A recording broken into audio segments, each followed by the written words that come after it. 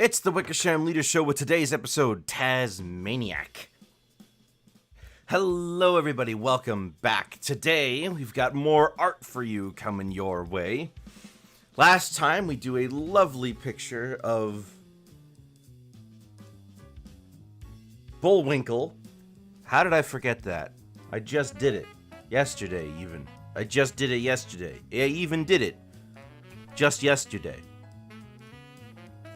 Well, whatever. Today we are continuing our 1950s tunes look through with another one that you all voted for, and this one's a little bit more popular. This is the Tasmanian Devil. Created in 1954, the Tasmanian Devil became a smash hit, seemingly overnight. Very surprisingly. It turns out the higher-ups at Warner Brothers almost made them get rid of the guy before it turned out how popular he was.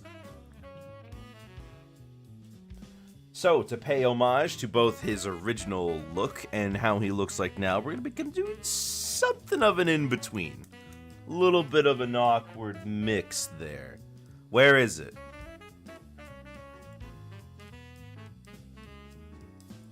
There it is. Found it. Alright, so, let's begin our sketching. So, if you've ever seen the early shorts with the devil in it, he looks a bit awkward. He's a bit frumpy. He's a bit like a potato in terms of his general body shape. His mouth isn't over-centralizing to his design like it is now. And he also doesn't really have the very expressive eyes the same way. He honestly looks a bit weird. But in the 90s, when they were making shows like Tasmania, he got a bit of a glow-up. Actually, I think it was before then, the 80s, perhaps? Actually, you probably was the 80s. Yeah.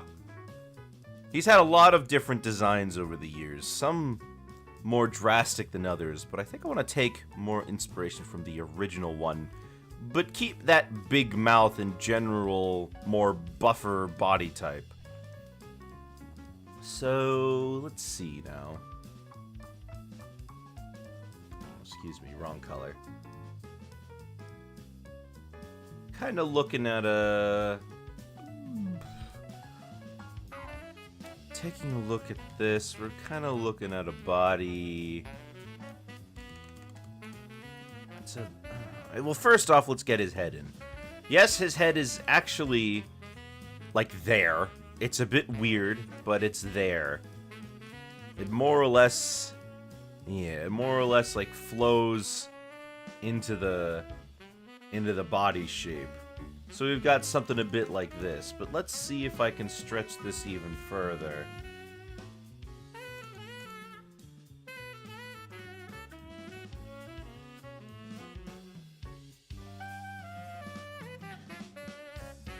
And we get our line through the center. Something like that, yeah. So his eyes would be about here.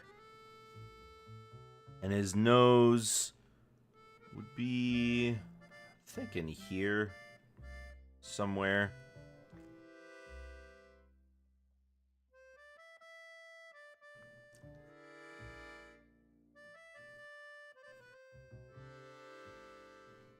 Something like that, yeah.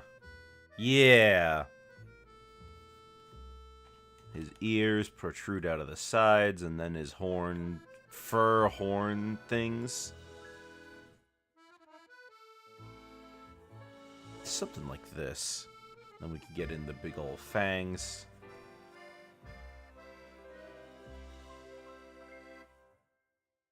Of course, we want to make him look really angry and like a Neanderthal. So he's got these, but he's also got these dark circles around his eyes that make it look sunken in.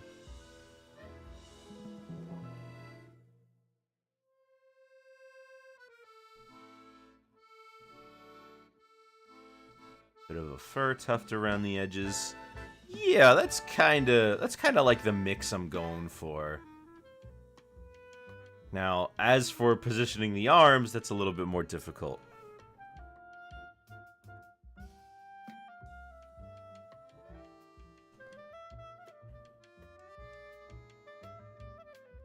You know, I haven't seen him in anything more recently, but now I'm curious. Yeah, he's still... Okay, he still has the tail, but it's certainly shorter than the original.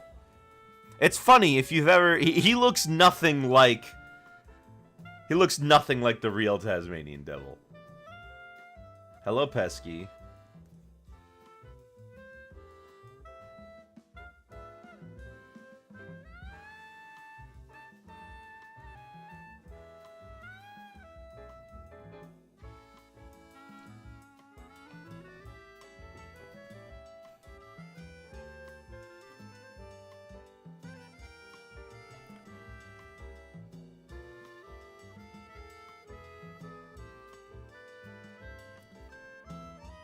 Alright, we're gonna do another pass of this.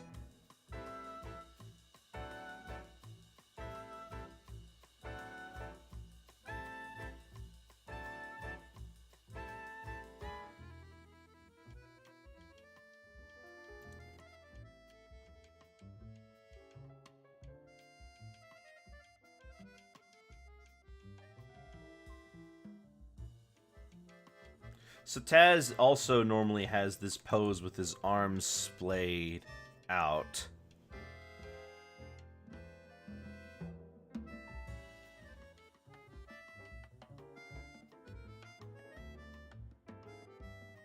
It's kind of a... Yeah, kind of just does whatever he wants with them.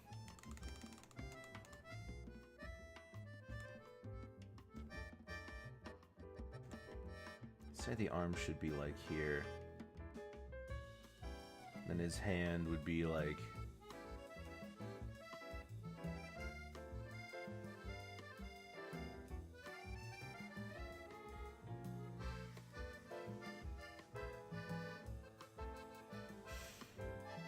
There we go. I think that looked pretty nice.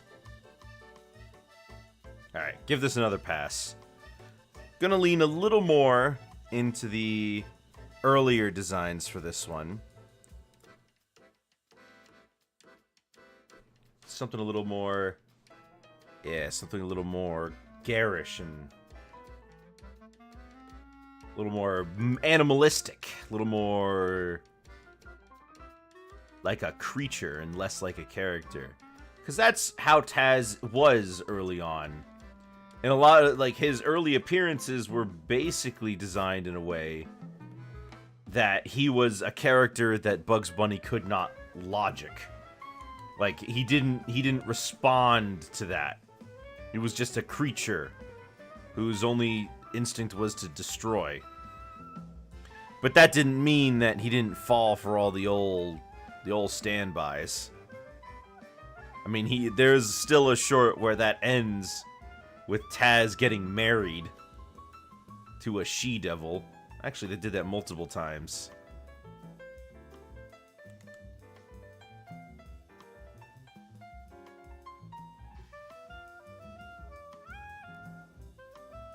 Let's move that down.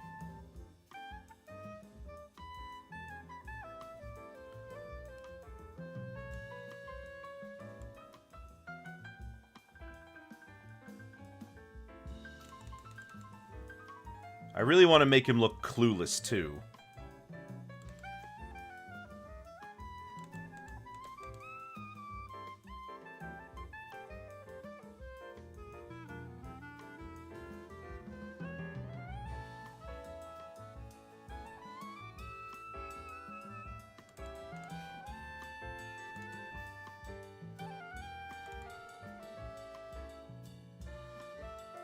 Sure. I mean, I just mentioned it at the beginning of the stream, but that Warner wanted, when he was created, Warner threatened, like, who created him? McKimson? I think it was McKimson. Yeah, McKimson. They threatened McKimson's job. They're like, this thing is so disgusting and gross and unappealing. No one would ever love it. And then he was a huge hit. One of the last major Looney Tunes characters ever created, really. But definitely one of the most impactful.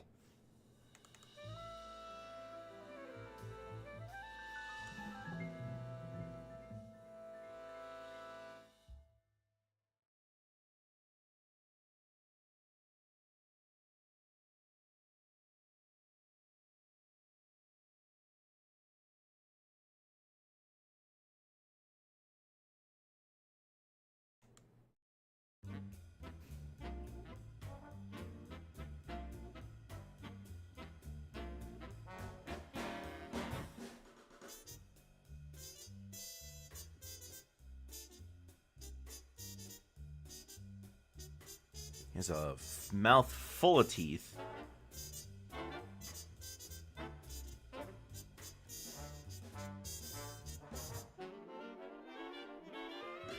His mouth wasn't that big.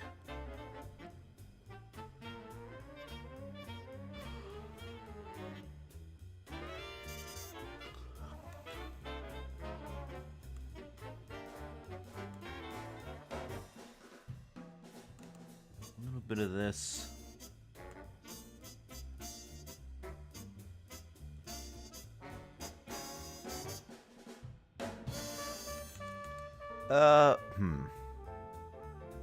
Yeah.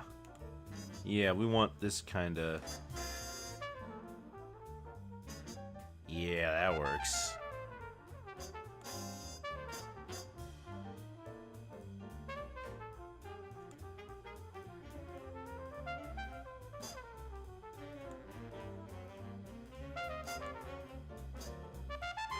I tend to not like McKimson's renditions for Daffy. I think, in general, McKimson's style for him has made the bill way too thick.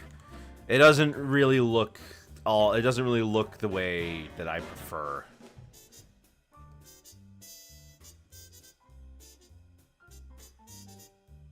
But also, McKimson's arguably biggest contribution was the Foghorn Leghorn cartoons, where, yeah, those were, like, really big examples of his work there.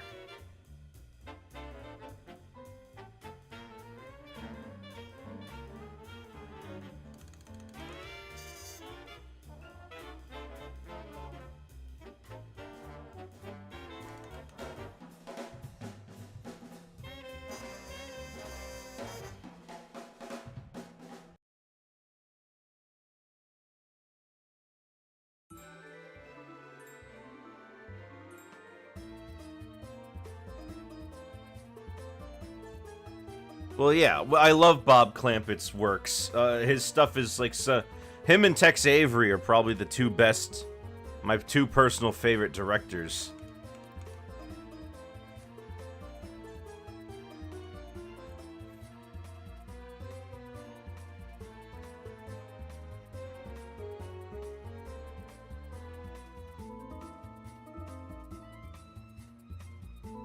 Alright, so let's see what I can do with the teeth here.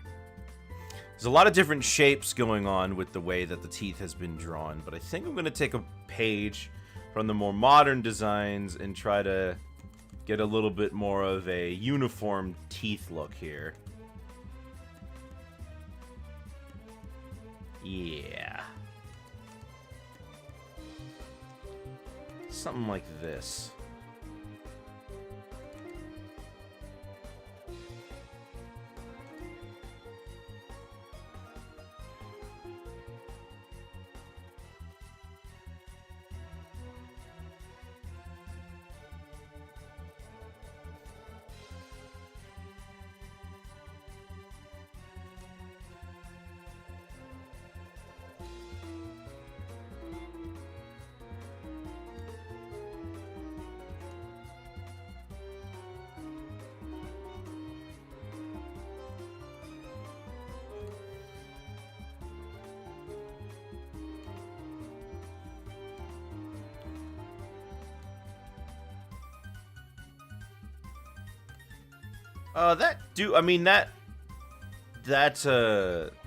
That quartet is probably I mean, that probably is most people's favorites. You just got to replace Art Davis with Friz Freeling. I mean, those guys basically are the Looney Tunes.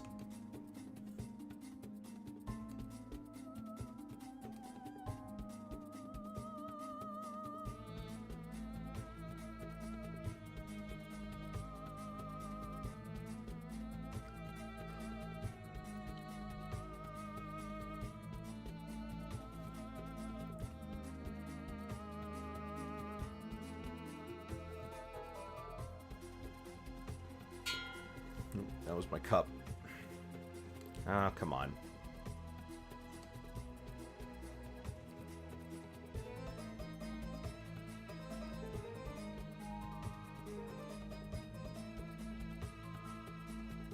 There we go.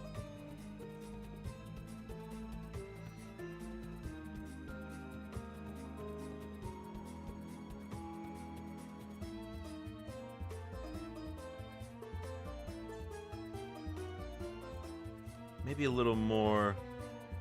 Yeah, a little more like that.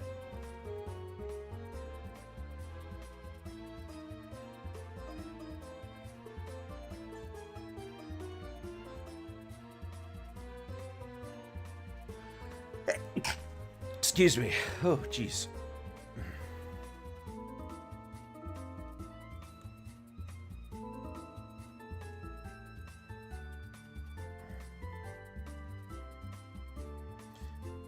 And his bottom teeth would follow suit.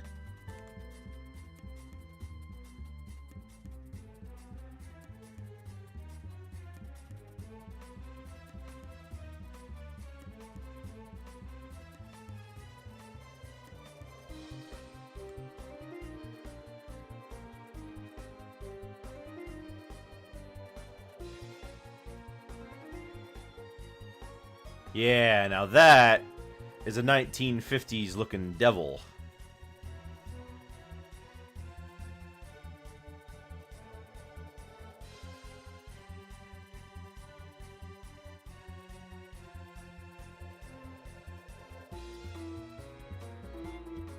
He's like a weird little potato.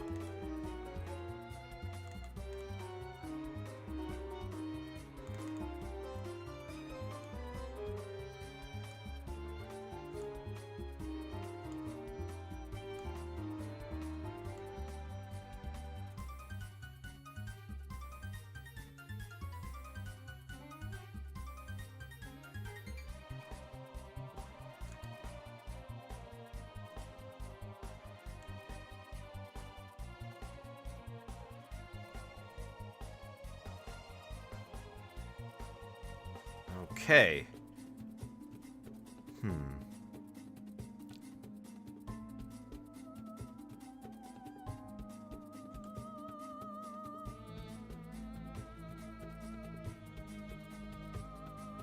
And then from here, okay.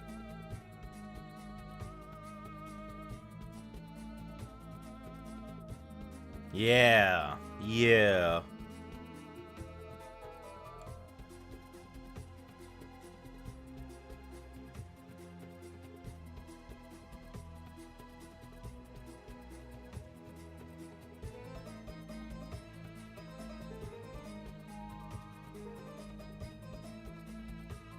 Nice thing about the devil is, again, he's mostly one color, which is great.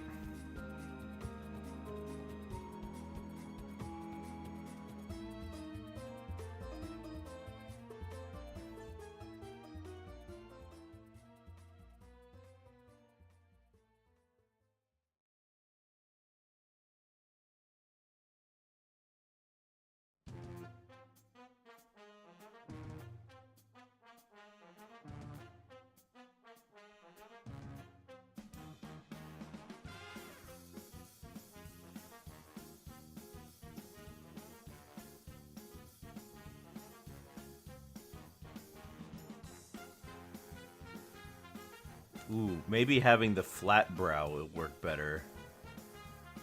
Oh, yeah, that looks... That makes him look even angrier.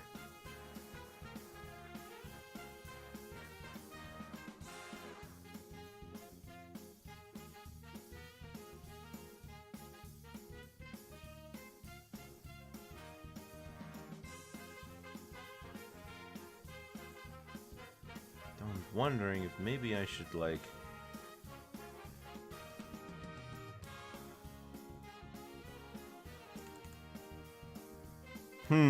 Hold on. Let me take a look.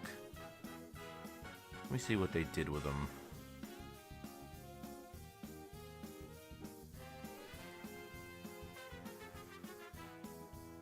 They did do something kind of like this.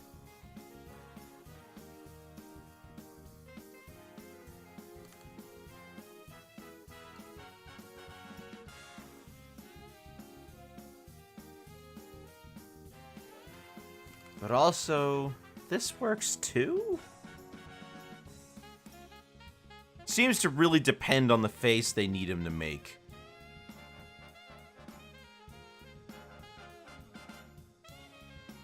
Also, how big his eyes are seems to change too.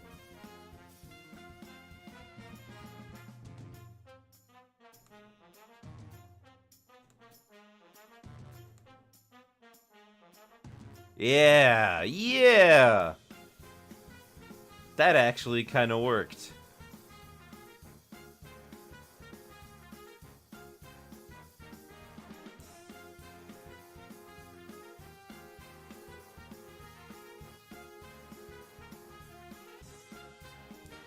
But it also looks like his design was somewhat inconsistent in the early days. I mean, that's to be expected. But from shot to shot, it would sometimes change.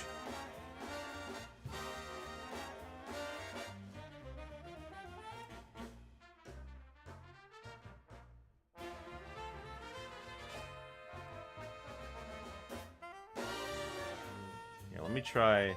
Yeah, he's got like 3 whiskers going on.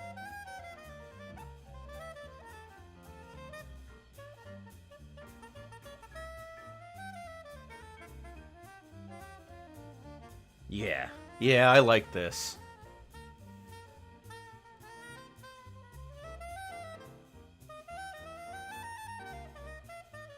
Just like before, we've got our arm.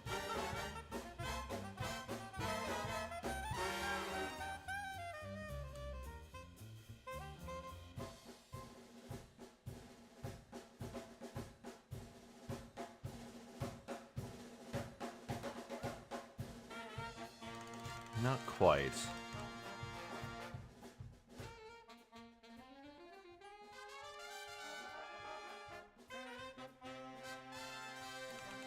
What kind of pose we want with the hands?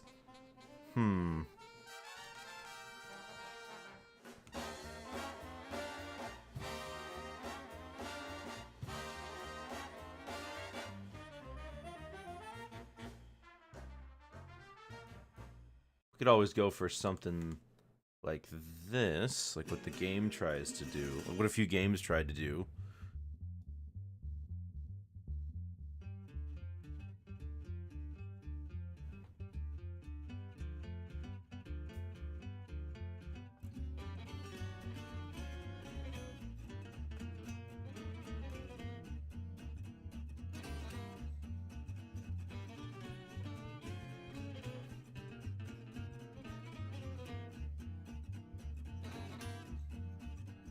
Hello, Celeste.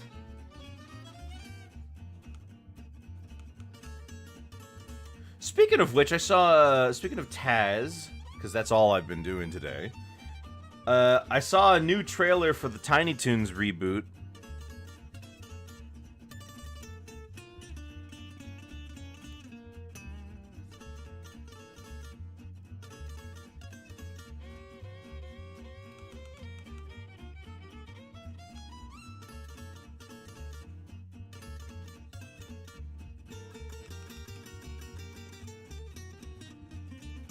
And I have to say that the reboot's actually looking to be pretty interesting. Mostly because it feels a little bit more like... It feels a little bit more in tune with the original show than what the Animaniacs reboot did.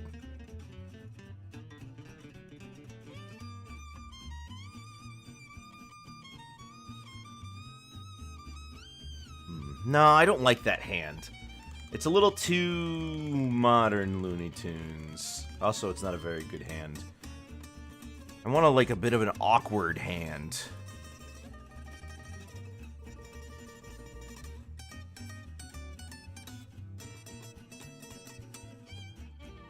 Let me see.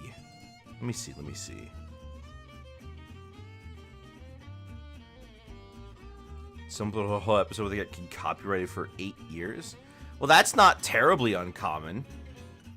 There's a lot of those out there. You'll just find a whole episode of something.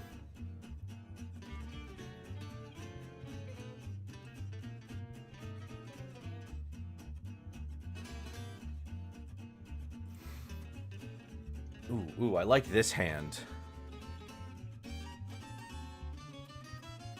But if you go looking on YouTube, it's not hard to find full episodes of stuff sometimes. Sometimes it's just been left up there and they've never bothered to do anything because the video in question only has a few views.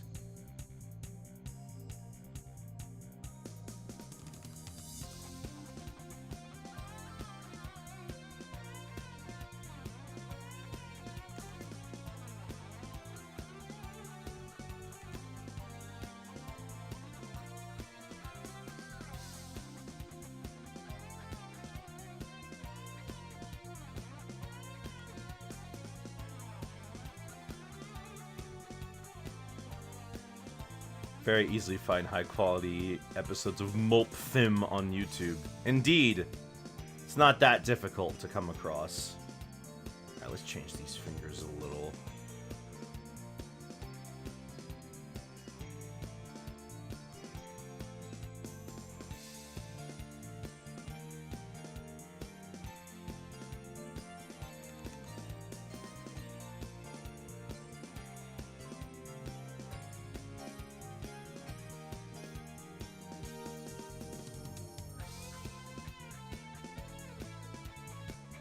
A lot of the old Disney shorts are on YouTube. Yeah, Disney just kind of hasn't bothered to go after a lot of them. They mostly care about... I mean, obviously they mostly care about Mickey stuff, but even they haven't been able to get everything.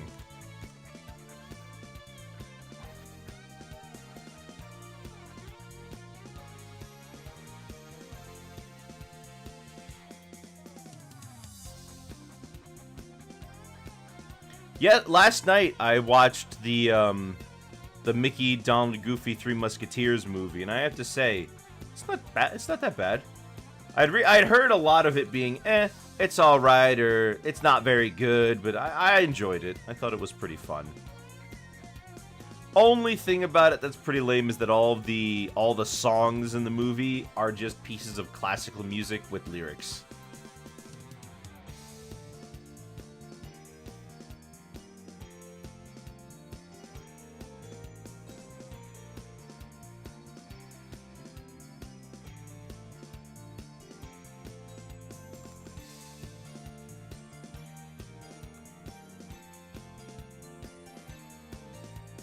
Just got to that part in the Kingdom Hearts 2 stream and editing.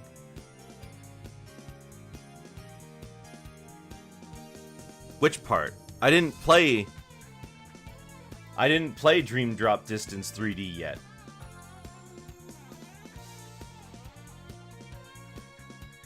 Oh, we talked about the movie. Oh, did we? I didn't even remember. I mean, obviously I don't remember, but I really must not remember.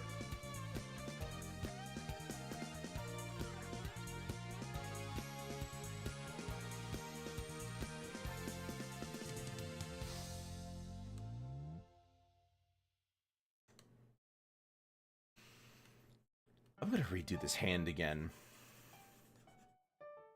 Having a lot of problems with this hand.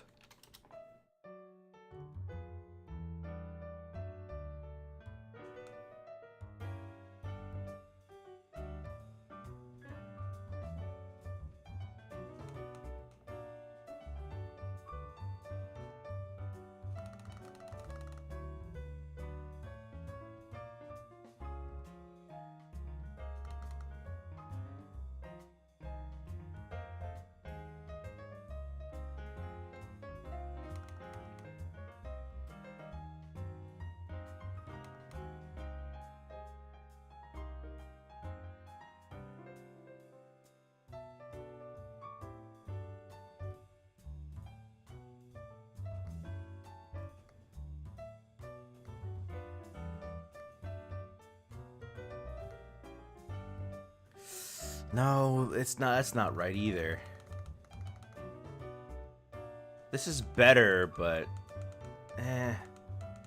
Hold on, keep backing up. Oh, hold on, I need that arm. That arm's what I need. Because that's what I'm looking for, if the arm is in the right place.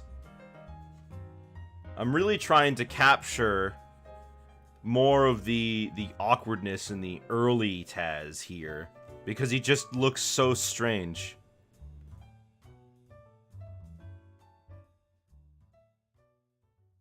I gotta say, Pesky, I love how you keep using the word also.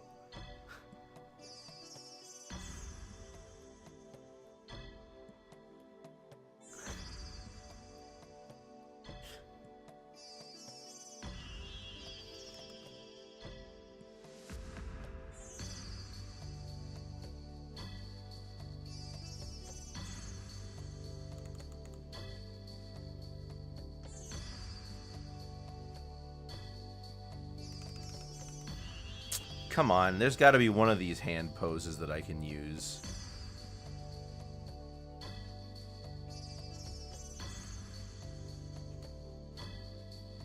Grammar's kind of messed up. No, the grammar is fine. It's just the word also implies that it's like a connecting point. It's related to what we're talking about. But you'll put it before anything.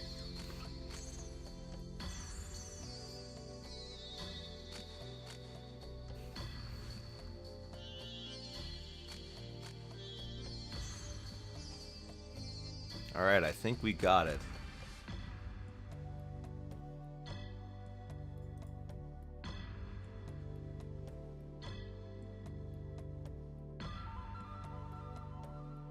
Could zoom in on him and make it just this, but I think I actually like how it was. I think that's a pretty good sketch. Big difference from my first version.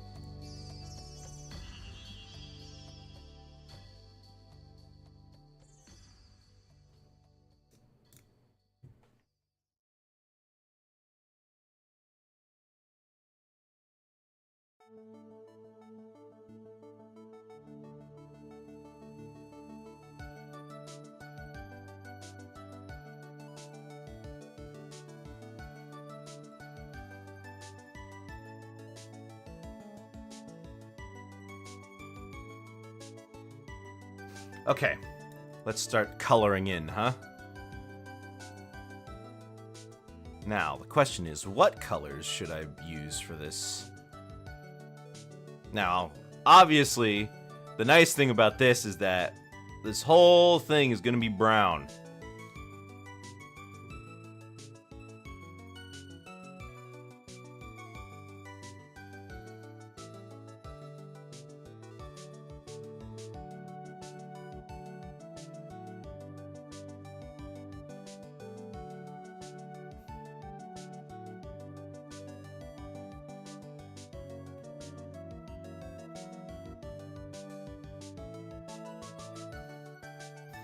But I have to figure out which brown am I going to use, because a lot of these versions of Taz have lots of different designs.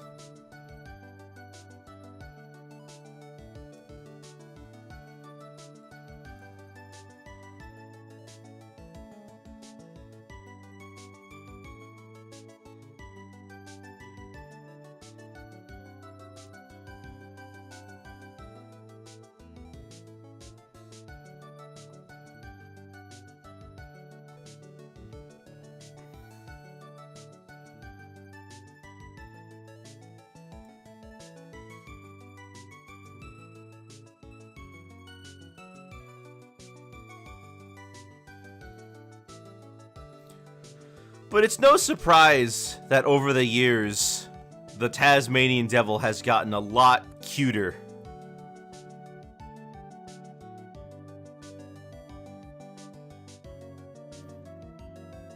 His face has been redesigned to be more, marketable.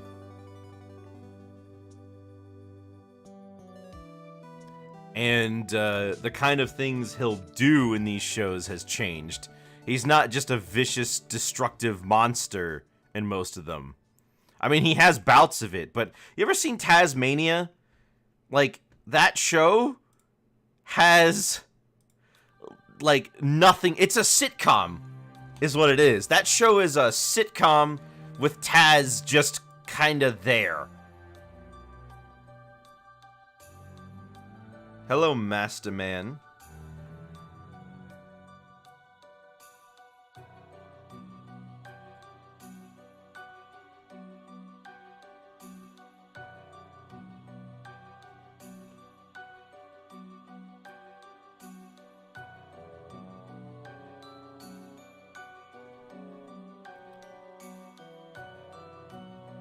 I do like this more basic brown, so I'll go for this, as opposed to the more reddish brown that you normally see. We'll go with this very basic brown. Now, let's get this all in place.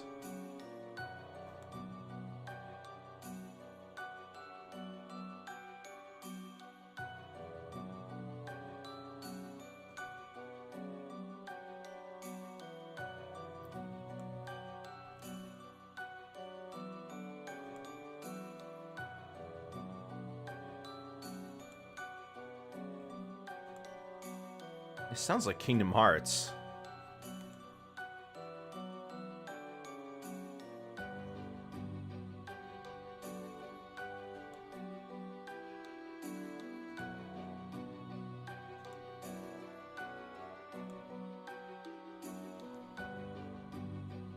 Oh, Mario and Luigi Dream Team. That's why it sounds like Kingdom Hearts.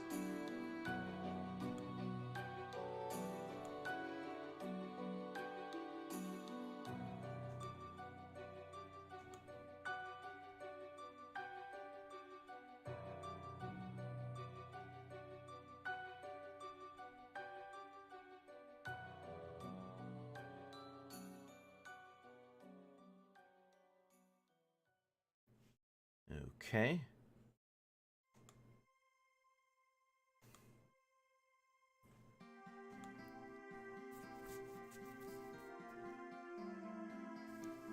Now, we gotta get this in place.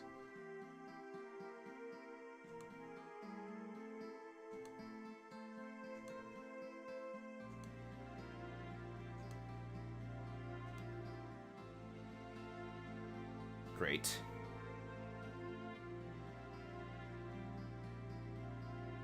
And then one of these.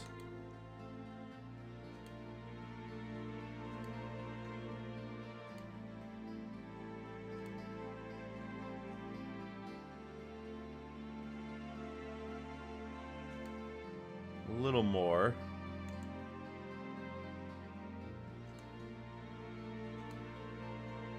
There we go.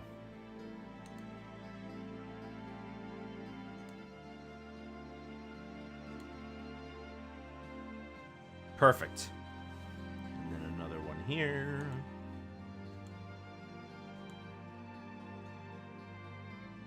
And then another one here.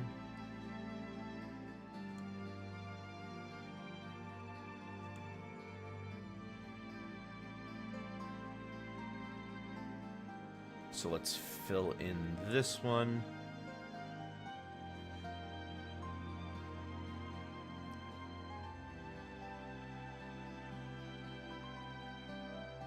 Cool.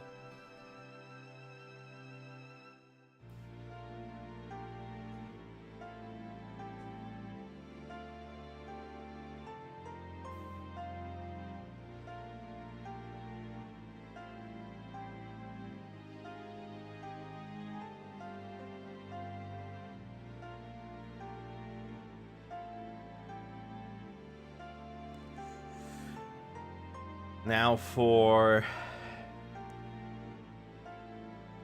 the back, which we've got.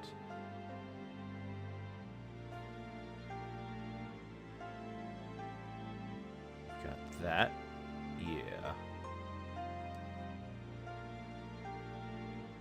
And then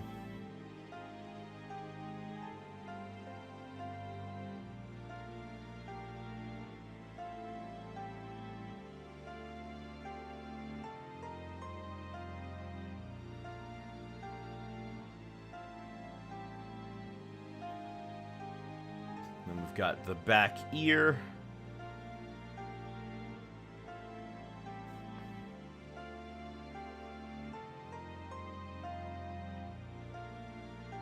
Great. That was pretty easy.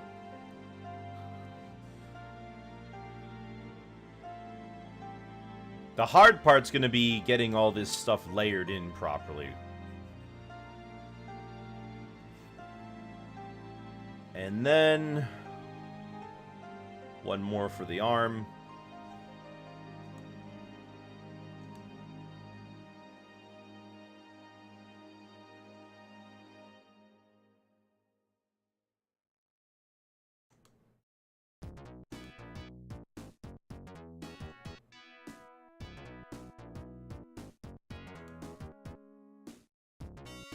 And then a big ol' thumb. Yeah. It looks sufficiently weird and awkward. Perfect.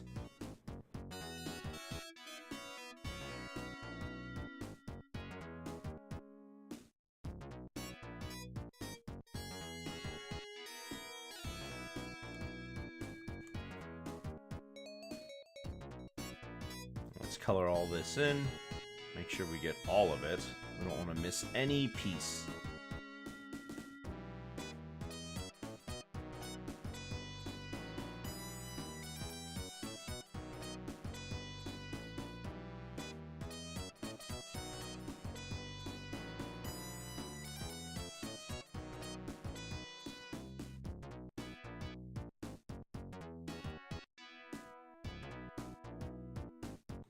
Big ol'... There we go. Nice.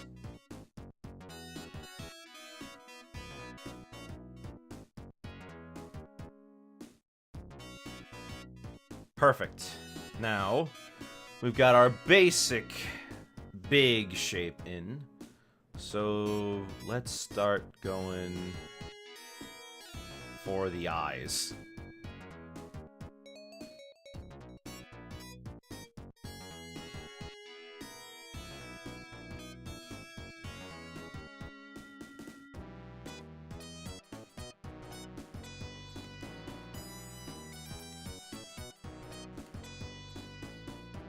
Kind of like how chaotic and weird he is. But yeah, that's the idea. I was explaining earlier that the Tasmanian Devil was a character that was created to be very different from all of Bugs' other nemesis. He cannot be reasoned with. He is not something that you can like talk to and argue with and beat them at their own game.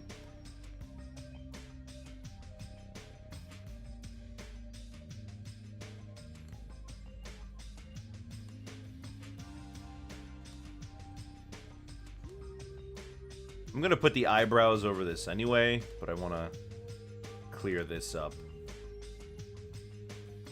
Yeah, just so we have that.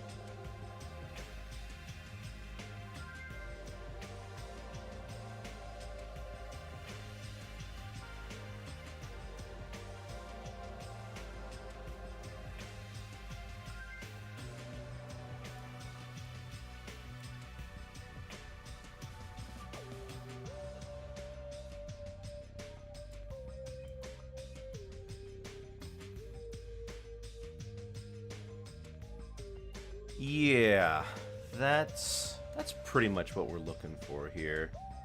Something like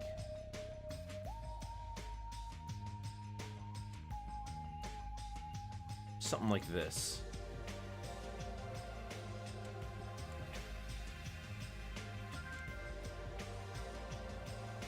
Bestial, weird, ugly.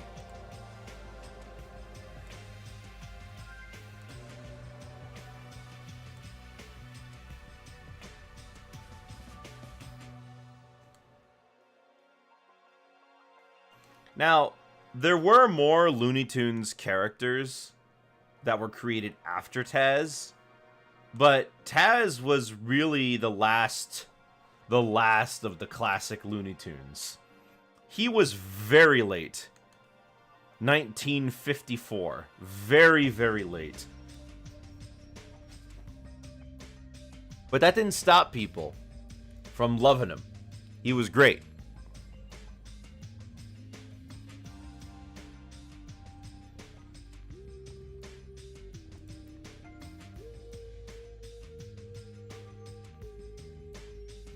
Okay, so over both of these now, we'll get the muzzle.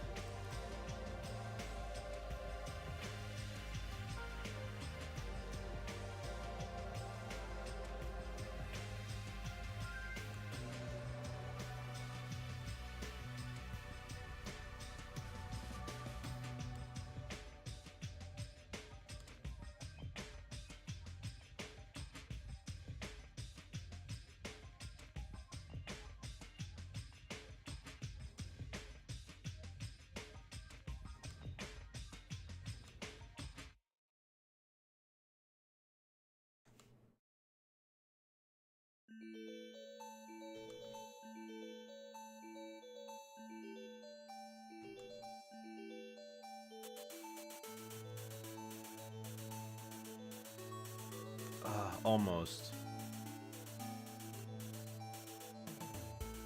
Ah, that's more like it.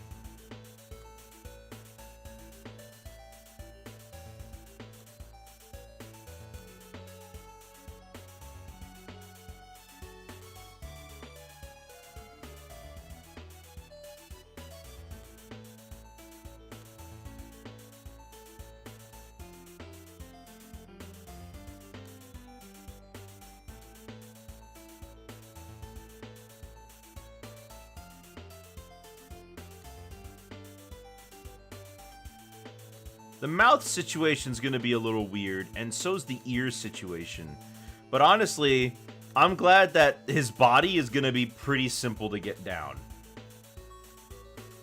I mean, the body's already set to go. I just need to get this to look right.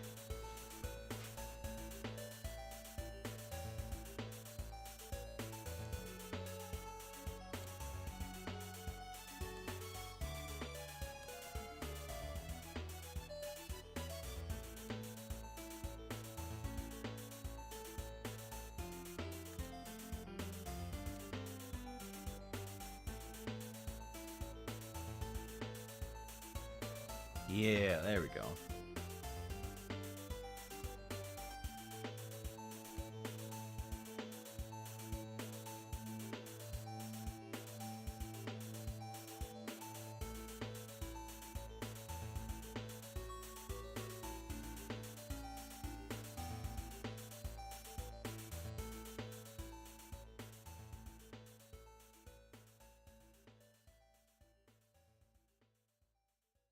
Okay, great.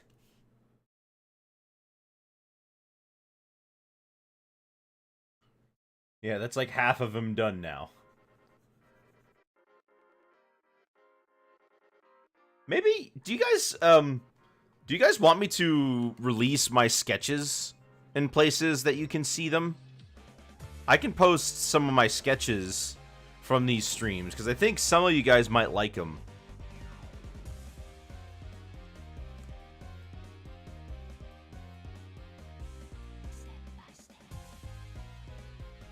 Okay. I might take the time to go through and post a picture. And oh, my DeviantArt account's open again, so you might want to start checking me out on there. I can't change my username without paying,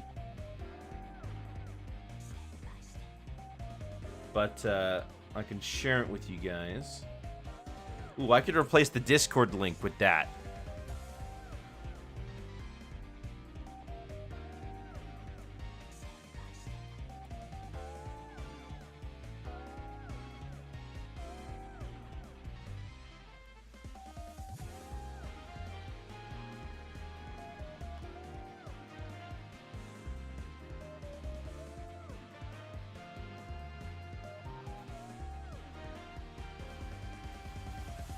Ugh, excuse me. Right, the eyes.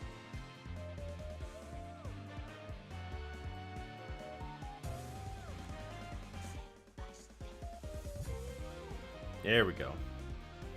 Nose. We need the nose. We'll just...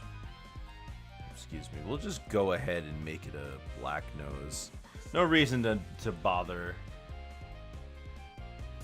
Yeah, there we go.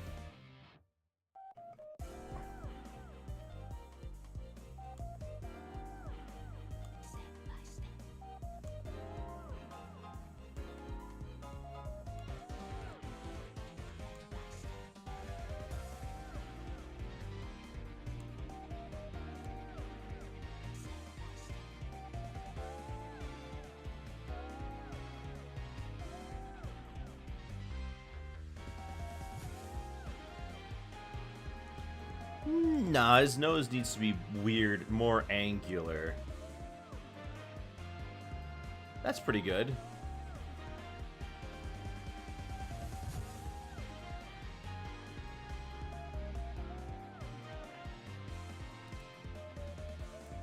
Great. Let's get the ears.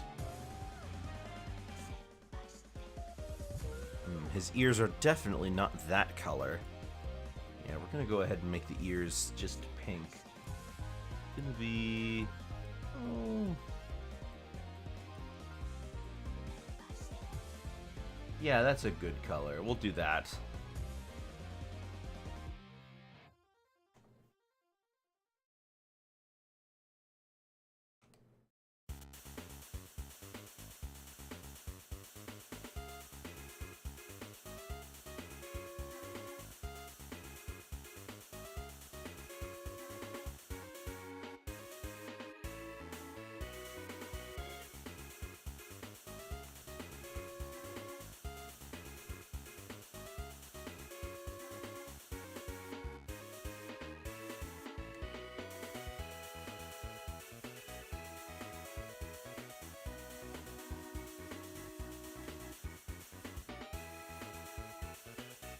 Thank you. Thank you.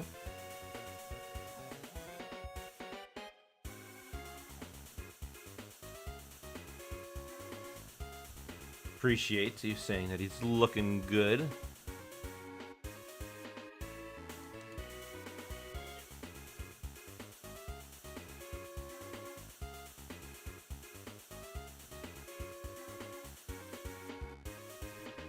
A little bit more of a smoother...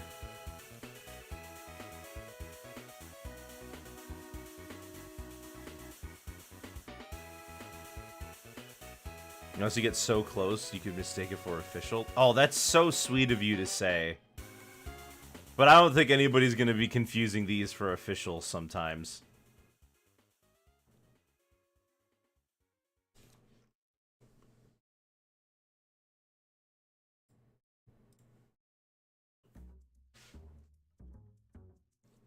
Wah, wah, wah, wah. Love that.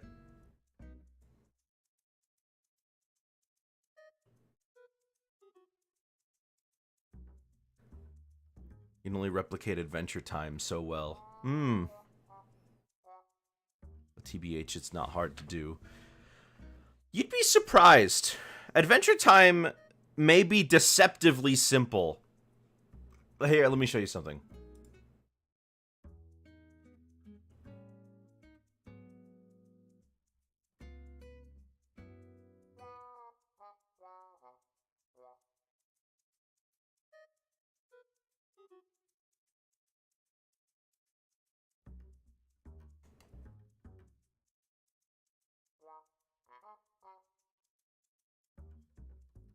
Like, I can draw this, and people will be like, okay, yeah, that's Finn. However, the thing about Finn is that a lot of the things on his face are designed in a certain way. So this smiley face may show you that it's Finn, but in reality, the things on his... the way his face is proportioned specifically...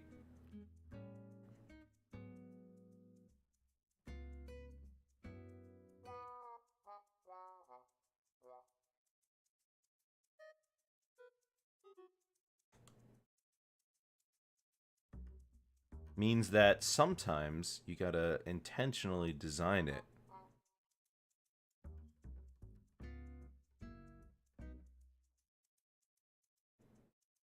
sometimes when characters are so simplistic, it can be difficult to get them right.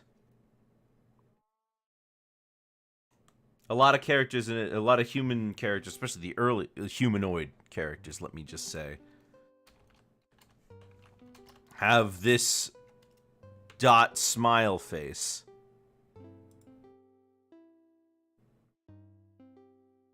But there is legitimately a difference between them.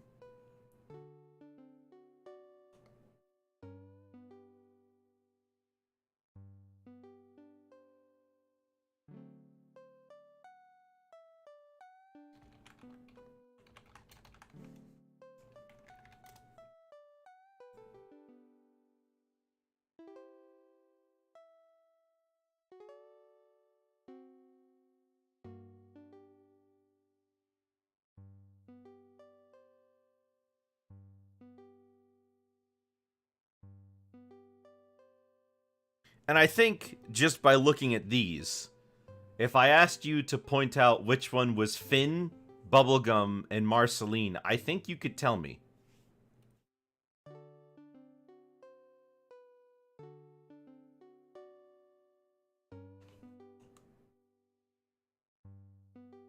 Even though they all have dots and smiles, the way they're put together changes things.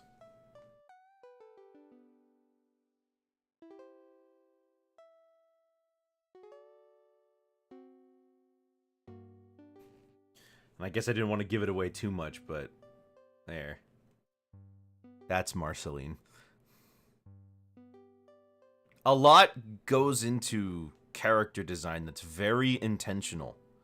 And sometimes, you know, the art style over time changes as well.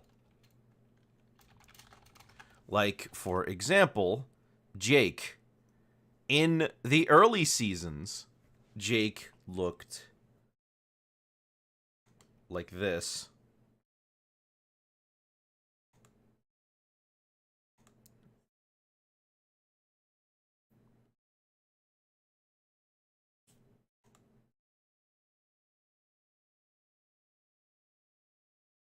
But as the show went on,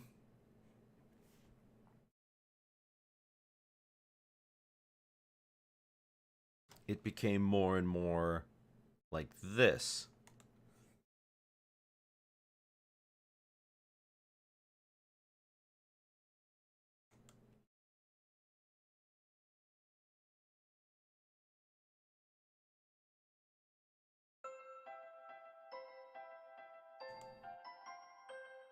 Oh my gosh.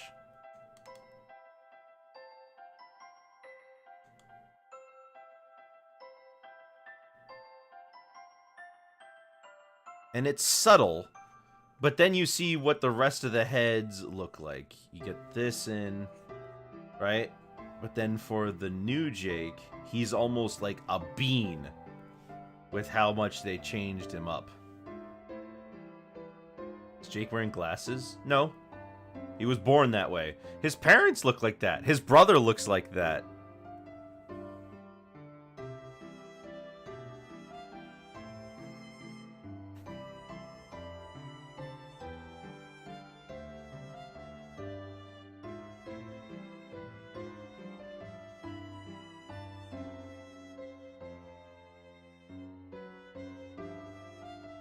Now, I'm not getting them as round.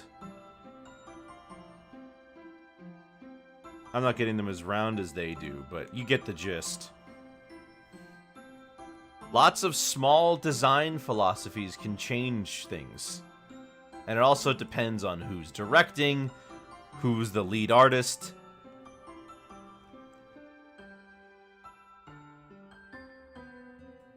Not to mention, Adventure Time has one of the most drastic changes between its early seasons and later on.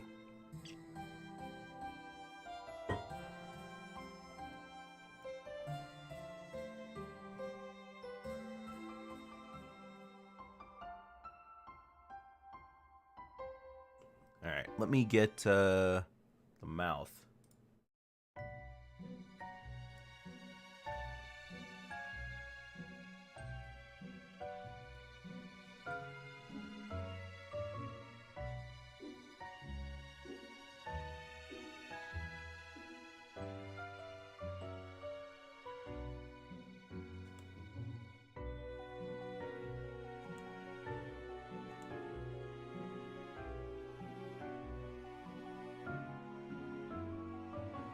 This one's gonna be wacky, but we're gonna make it work.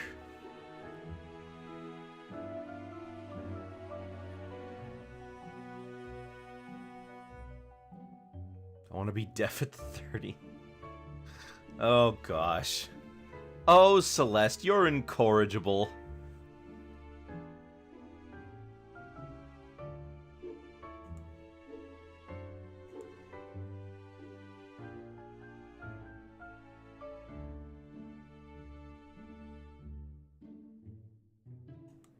Seinfeld. Yeah?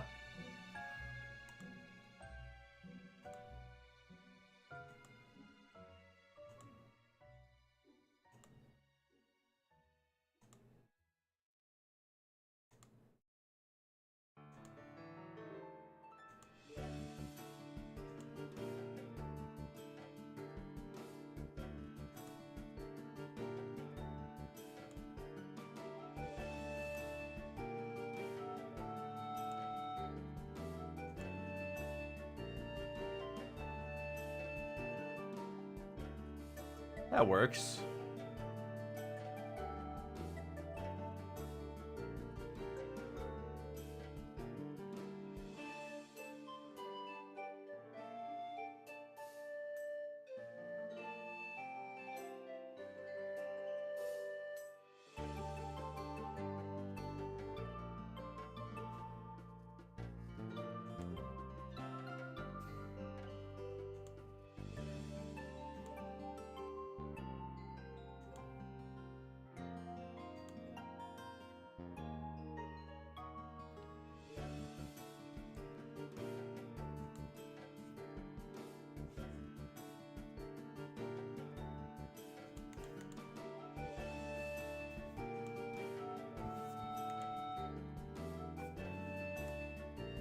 Maybe a little bit more of that. Oh, come on.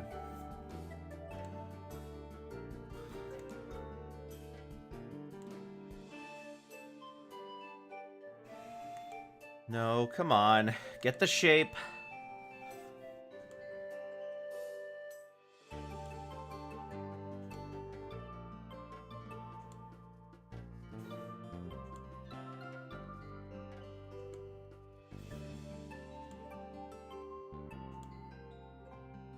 The worst part is that, like, I just know that that I'm gonna have to settle for not getting it perfect.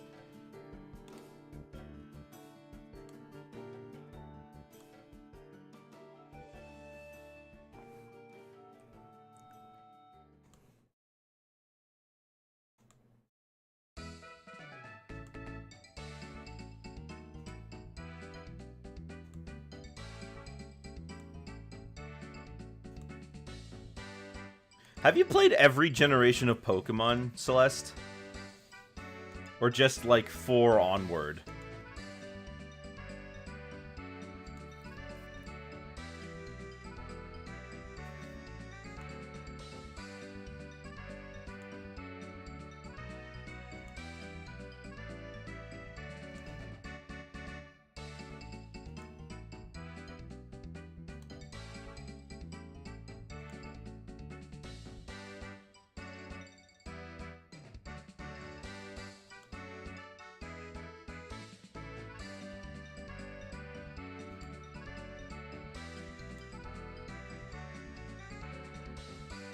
That'll do. That'll do. Just gotta make sure I don't mess this up.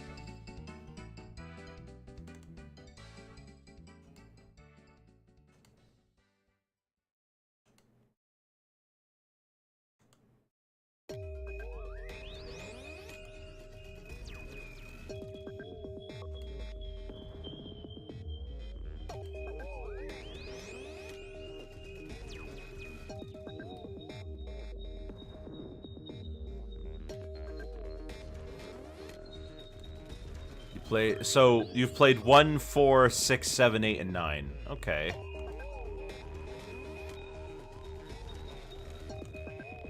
So you're just missing 2, 3, and 5. That doesn't sound so bad. You made it sound like it was such a it would be a huge undertaking to play the rest.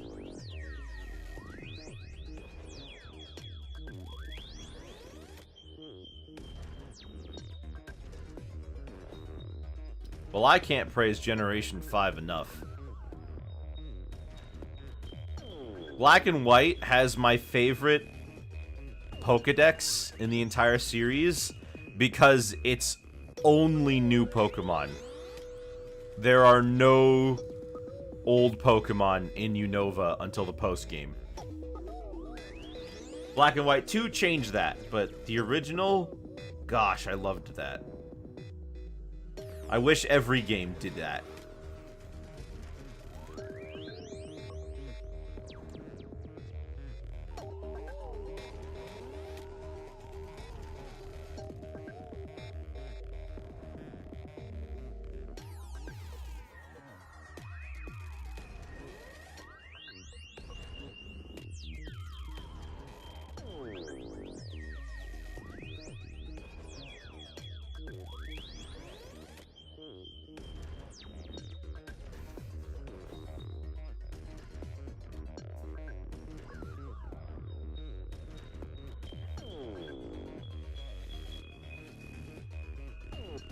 Let's get this first tooth in, just so I don't forget it later.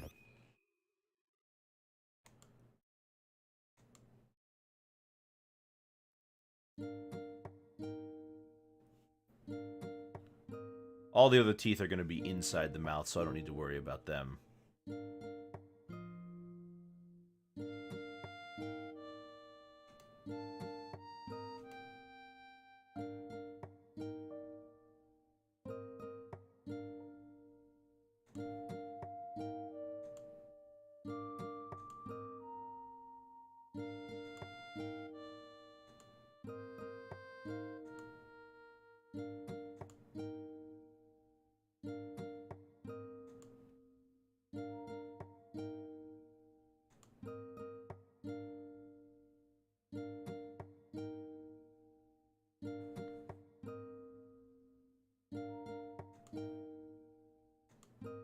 Come on.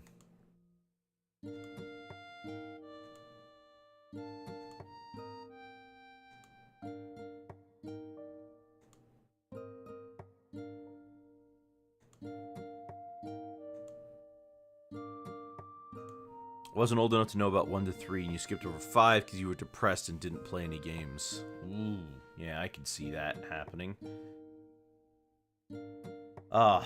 It's a shame, though, that all these Pokemon games now are so expensive, and I don't know why. Like, these games were crazy popular. It's clearly not a supply and demand thing. If it was, this wouldn't be happening. There are way more games.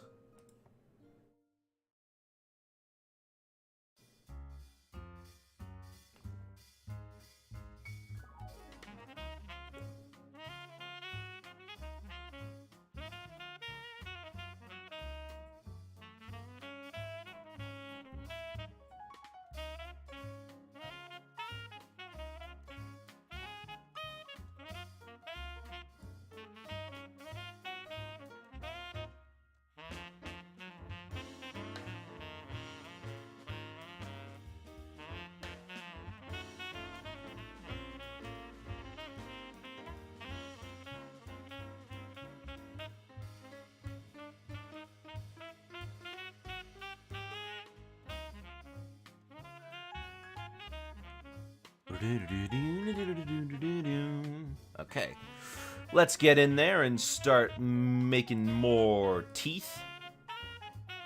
This should be fun. Making teeth is pretty fun.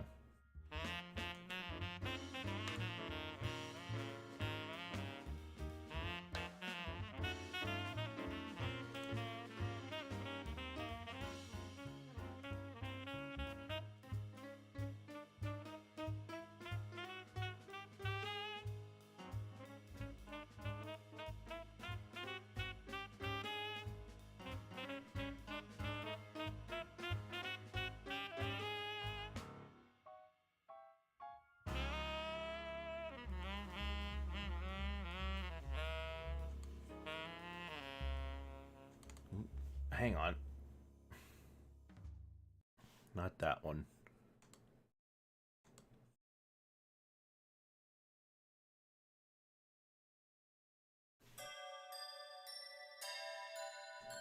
Oh, Klonoa. Oh, Klonoa, you're so... silly. You're such a silly Billy.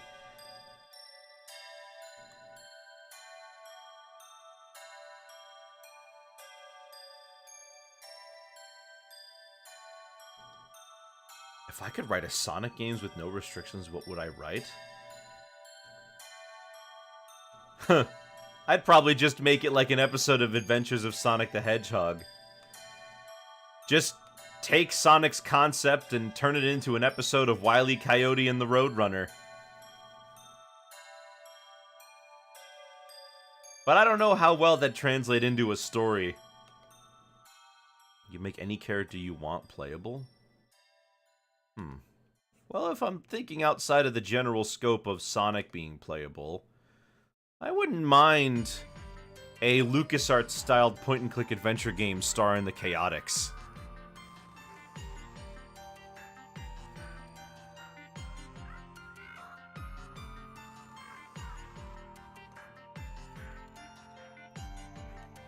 But otherwise, I'd just make it a basic Sonic beats Eggman. No fluff about, you know, he's just making a thing that's going to take over the world and you need to go to that machine and destroy it. I don't need to bother with ancient deities or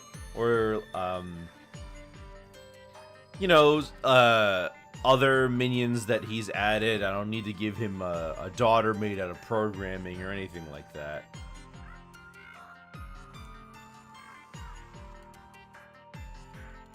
I just make it a basic Sonic beats Eggman end of story thing, because that's just how I do my stories usually.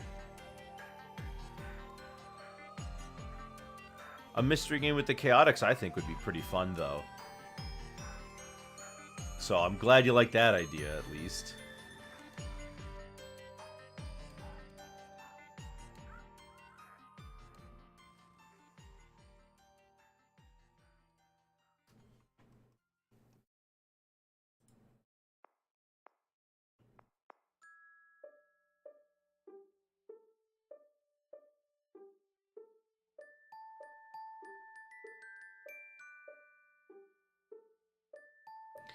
Not that I think that everybody should like Sonic like that, but that's how I like my Sonic.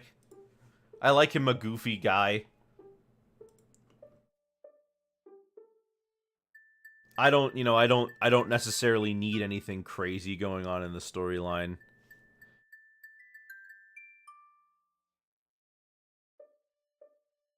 You're John's Incredible Pizza? No, did you bring me a slice?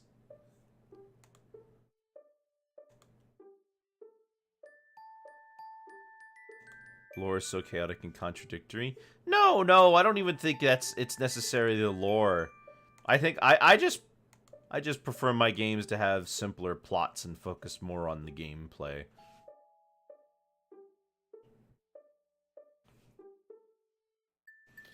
Because I think, look, I don't want to make it seem like I want all Sonic games to be like that now and forever, and I don't want anybody else to have, like, their version or anything like that. That's just how I would make it. I don't even think it's necessarily better. It's just that's what I would do. I would probably put in a bunch of different playable characters just for the fun of it, though. I'd probably put in, like, as many of the classic gang as I can think of.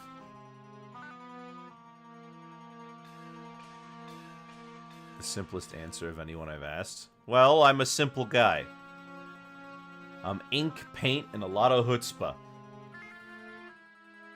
Answer's pretty predictable. Well, you'd make it more like Sonic X, right?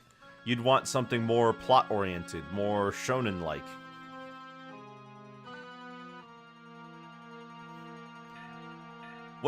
So, simplest, what are some other answers that you've gotten? Were they good or bad answers?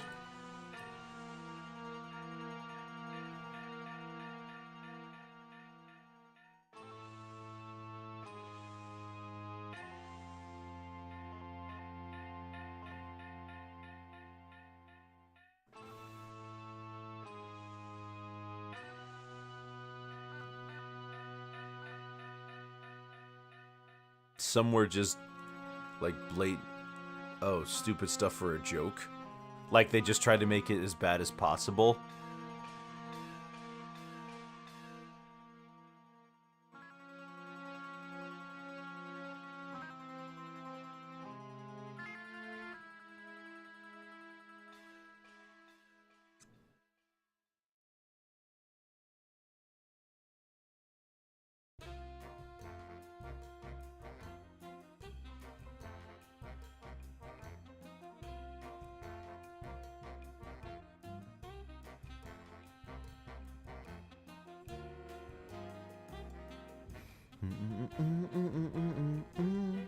Similar enough to a real game from the mediocre Age of Sonic that a non-fan wouldn't know it's not a real game.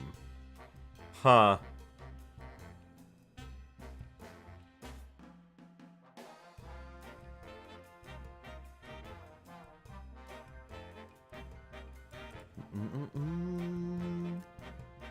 You'd give Silver a game. I think there's potential for Silver as a character. See, the interesting thing that I don't think they really expand upon,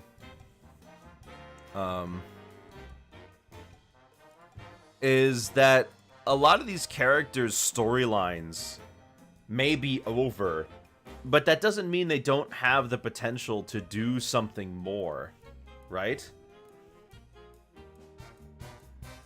Like, yes, I do think there are some characters that had their chance and flubbed it. Like, I think kind of what happened to Shadow was bad, but that doesn't mean I don't think Shadow, like, is a bad character overall. I just don't know what I would do with him, because I can't fix it. That's really not me.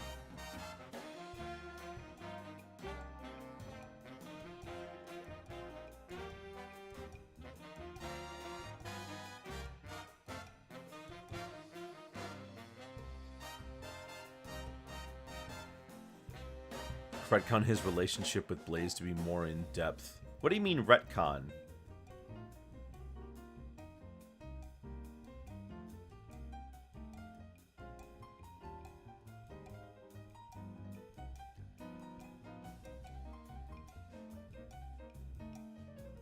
Alright, I think we've got a nice thing going here.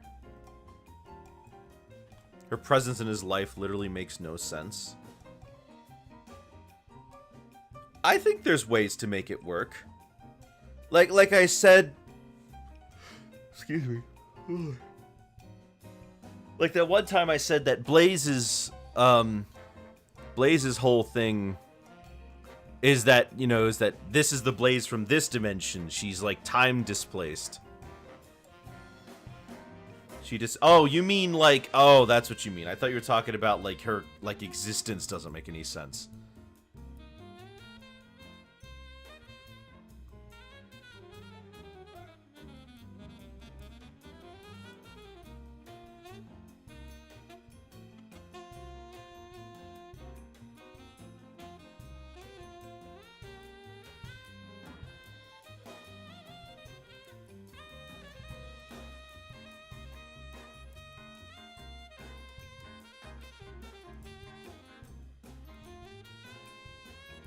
Silver should be starving.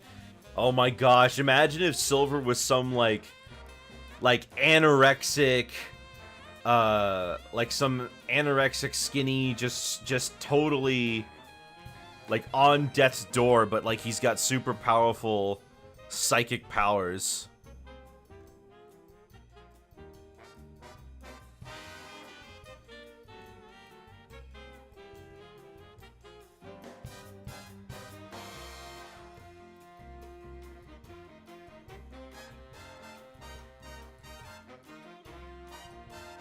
Literally changed the way I perceive him.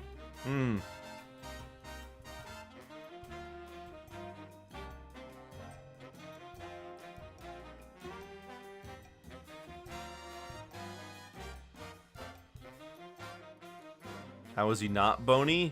Magic.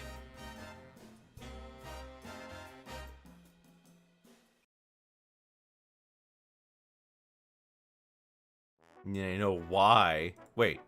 Aside from, like, the obvious... Aside from the Sega doesn't want to portray him that way answer, what is the answer?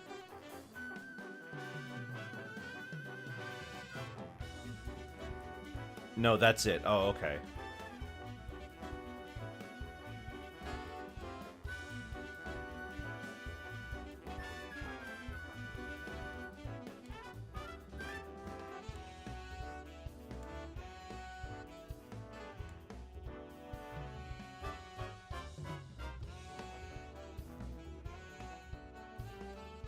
Oh. Oh gosh. So for more of this Mickey video, I already told you guys I have to watch all the preschool Mickey shows. And I've I've seen enough, I think. I think I have to watch a little more. And obviously I didn't watch the whole thing. I don't think I need to watch the whole thing. But man, I gotta say how disappointed I am that they turned into shows that were really obviously made to sell toys. And that's kind of sad. Hello, TTP. Welcome.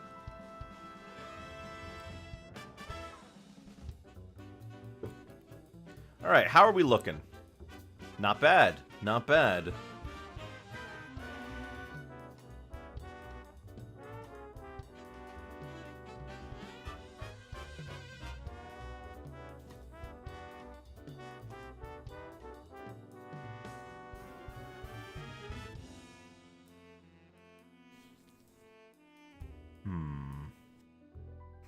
How do I do his hair, fellow artist? Oh, well, thank you, fellow artist. I like that you like what I'm working on here.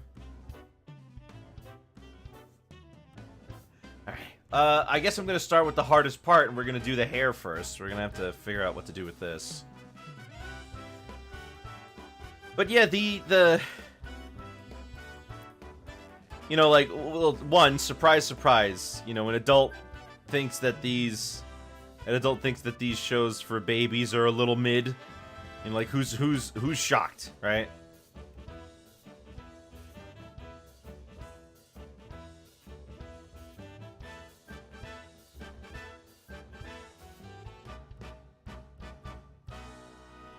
Oh, I copied this layer? Didn't even realize it. Yeah, there it is. I don't know why I made a copy of it. Pre-news preschooler show. Not that good. Yeah, like, who would have thunk? But when I was... I guess to give you the gist, you know, when I was watching these... I thought that the... what is it? I thought that the, like, the Mickey Mouse Clubhouse show. That show seemed to actually be interested in trying to teach the kids something, right? And that's an admirable goal, and it's something that, like, a lot of these preschool shows do. It's like, you know, it's like green vegetable television, you know? It's good for you, that kind of thing. So the show would have a lot of moments where Mickey would pause and then asks the audience something. It's important for kids to get involved with the media they look at, and having the character ask questions to the audience lets them feel involved and gets them to, you know, think a little. And that's fine, and I like that. And the show is actually, you know, decently quiet. But then they make this show called Mickey and the Roadster Racers, and all the so now they don't talk directly to the audience anymore. They don't, like, ask questions. The storylines are not involving really any educational aspects to them. Not that they have to, but that's just kind of where they went. And they don't stop and ask the kids anything. You know, they don't say, like, hey, can you, like, find or look for this thing I'm looking for? And now that all the characters have their own race cars, it feels a lot like you're just trying to sell race car toys. Because each character has their own unique vehicle. There's, like central building they hang out at that's going to be an easy playset to make. And it just doesn't feel good. I know a lot of kids won't care. but they're not like they're not supposed to care. It's supposed to be that they're like they don't notice this sort of thing happening, right? But then again, this is nothing new. Cartoon like kids shows like this have existed for a very long time. In in the 80s it was all He-Man. Um He-Man and stuff like that. But I think the difference is that these are like I think for me the difference is that these are like preschool shows and they're claiming to be educational. And I don't like that they're saying they're educational when they're not really teaching stuff, nor do they feel like anything more than an advertisement. And I feel a little upset at that. I'm a little upset that that's kind of what happened. Because like I said, I was watching Mickey Mouse Clubhouse for this script. I was like sitting there and I was thinking, this show is pretty thoughtful. It's very quiet. It doesn't bash you over the head with too much noise. It doesn't feel like keys are being jangled in front of my face. But then so they have this character you might be familiar with on this show. His name is Toodles. Toodles is this, like, faceless Mickey Mouse shaped guy who dispenses the tools that they need for the episode. Basic, sorta helper type character. Calling it a character is kind of a stretch because he's really more just of a device with a face. They gave him a face and a voice later, and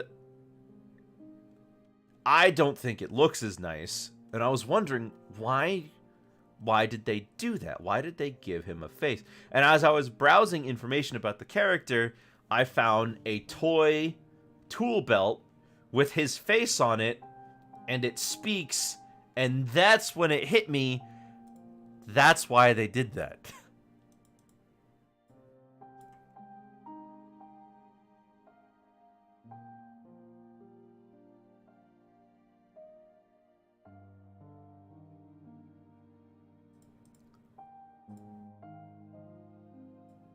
Let me tell you, being a toon and being a fan of toons can be painful sometimes. I have to constantly live with this, like, dichotomy I experience. Where on one hand, I have immense respect for all the people involved. And the art behind it. But I also know that these are products just made to make money. And I know that the people who are in charge of these aren't always the nicest people. And it's just something I kind of have learned to deal with over the years. There's no getting away from it.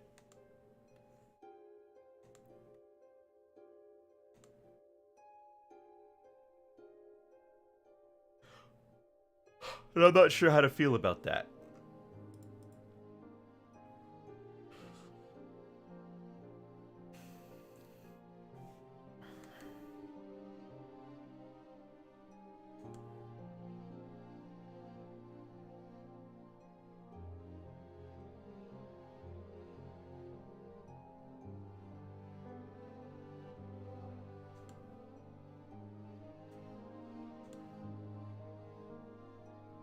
Say that personally, the episodes of MLP FIM were the ones with bad morals. I could think of a... I think I could think of a few.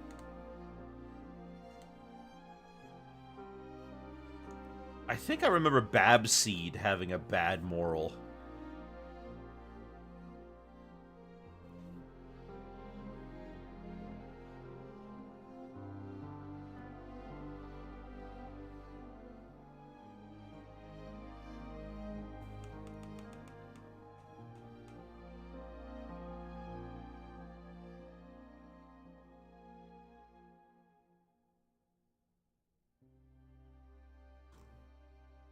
If your message is poor or confused, it irks me.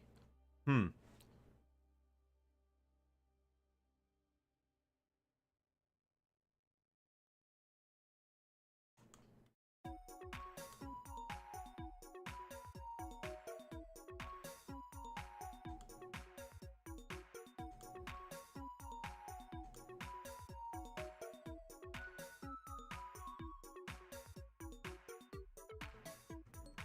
Let me clean this up.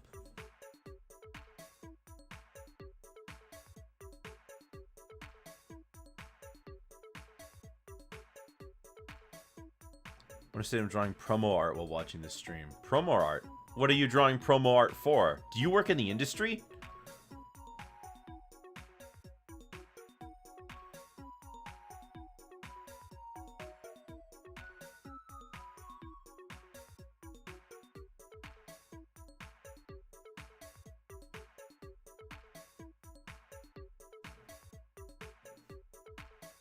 Show expects me to believe she deserved what happened to her. Yeah, she was rude, though. Nah, it's just something for your friend's upcoming web series. Ah, I see. Well, I hope that all turns well for you.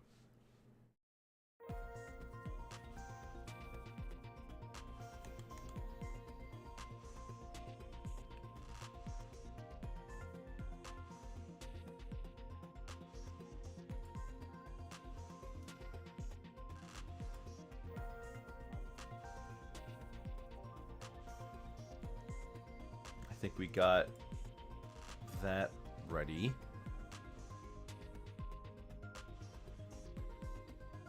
Twilight acts like Trixie's the devil when she's done... When Twilight's student has done far worse. Yeah. But Trixie's an adult.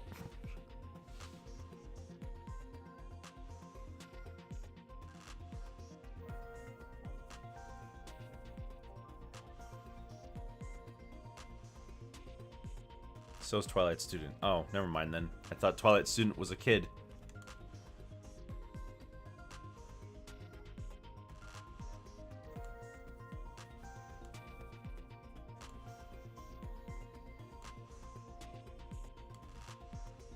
It's the communist horse Starlight. Okay.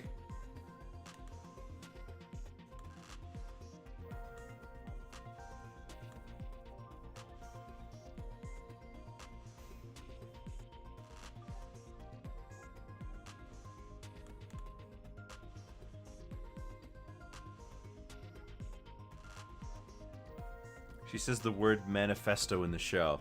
Yeah, but having a manifesto doesn't make you a communist.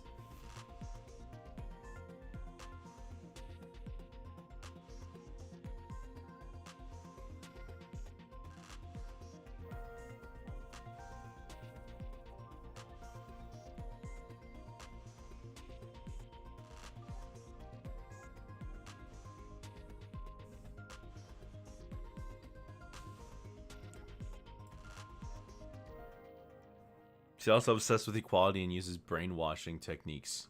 Ah, there it is.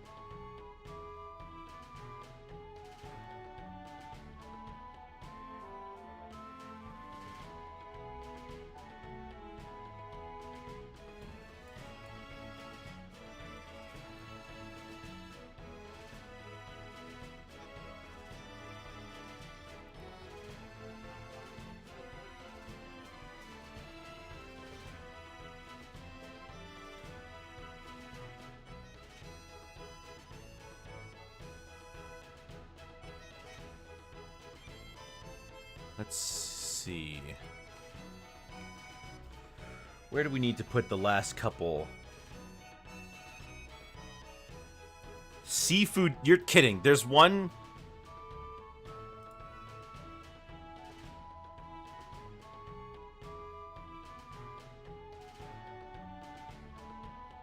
Okay.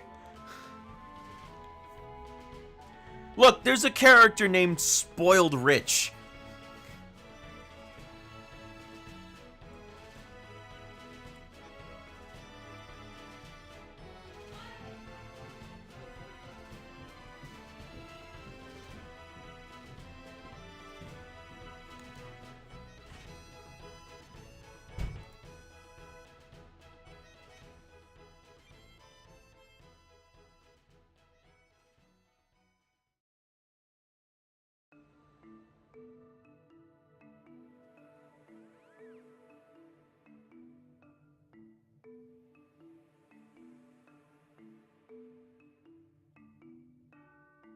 Actually, I have been wondering about that.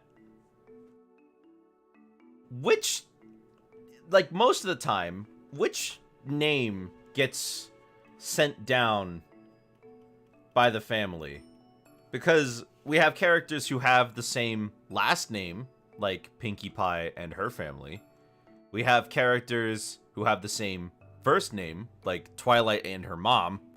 And then we have characters who have one element of their name, like Applejack's family. And then we have people who have no relation to their names at all, like Sweetie Belle and Rarity.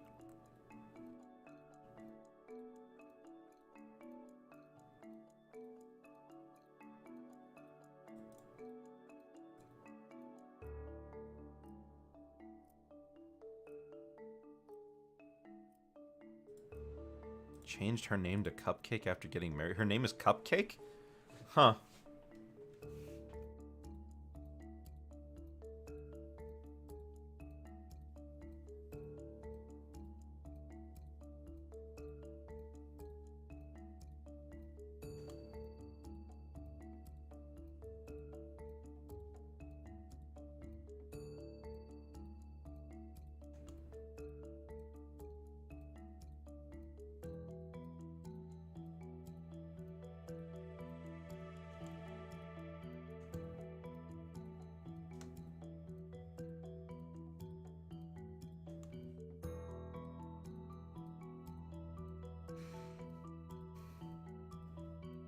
Mr. and Mrs. Shy, who have no first name, but their son is named Zephyr Breeze.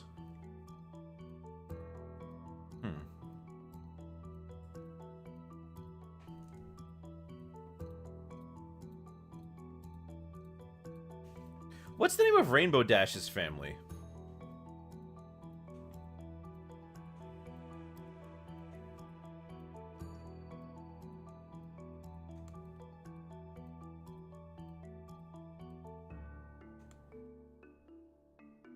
Windy Whistle and Bow Hot Hoof? Or is it Bow Hot Hoof?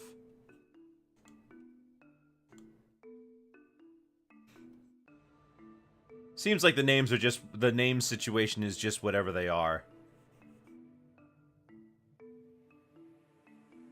Hello, Joe Bales. Your emote broke.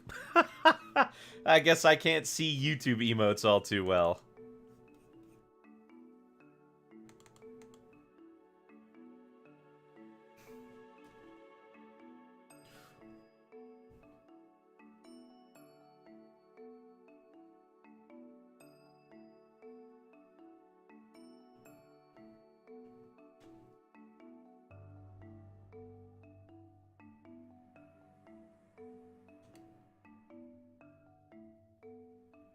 It's okay, Joe. The whole thing with the YouTube emotes is not an exact science.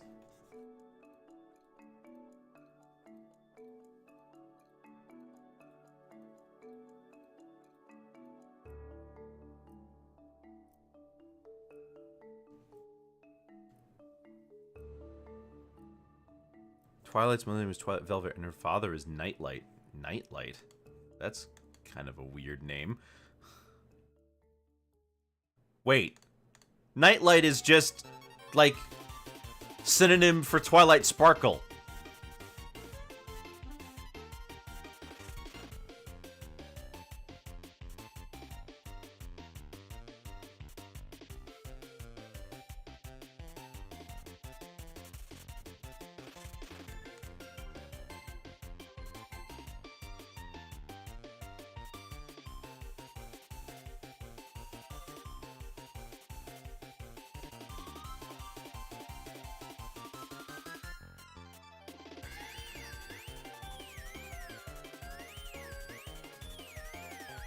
Guess what her brother's name is? Isn't it Shining Armor?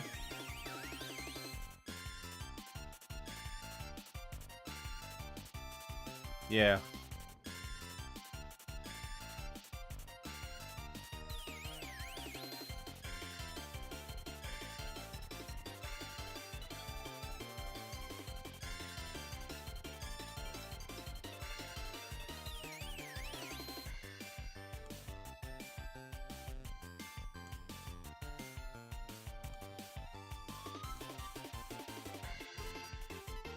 Oh, come on. There we go.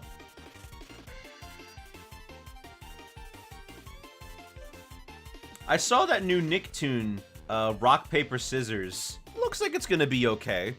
It's not an amazing looking show. It looks like it'll be fun.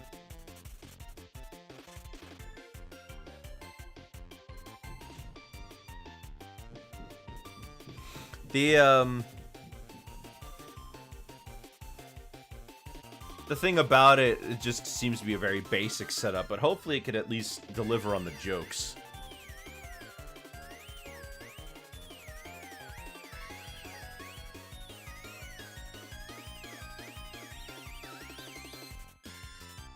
It's got a pretty cool theme song, though.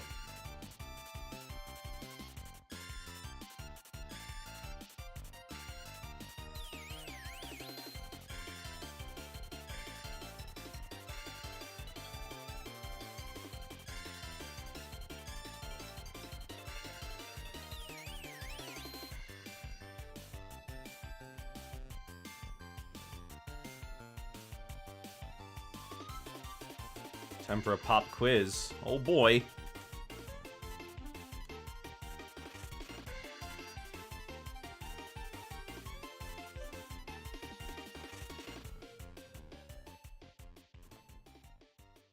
Which pony broke the Geneva Conventions and had to be censored accordingly? Nurse Redheart?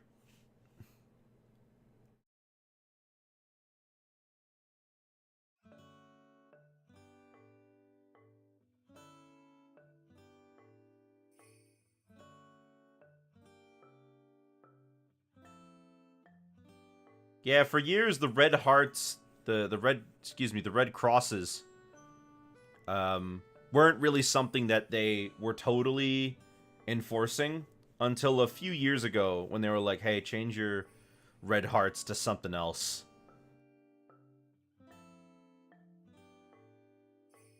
Or, excuse me, change your Red Crosses to something else.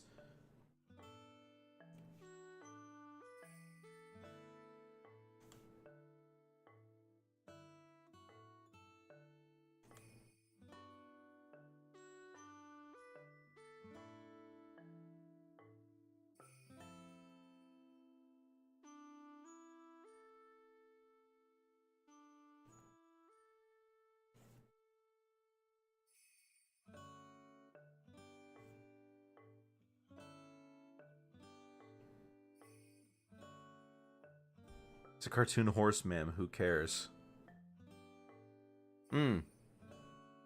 Oh, for the clothing brand. I was gonna say, well, for the Red Cross, it's kind of important, but yeah, for the clothing brand, it's a little different.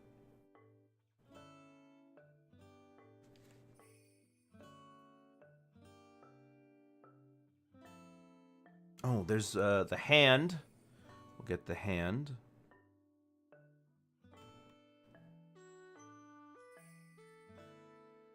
There it is. There's the hand.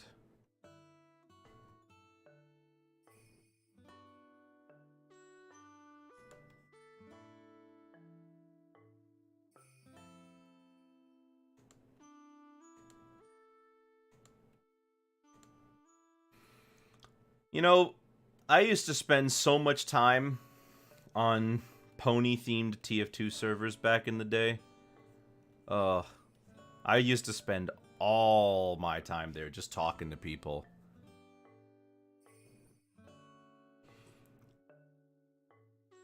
Well, you know, okay, so here's something that kind of sucks about copyright and results in a lot of people acting this way.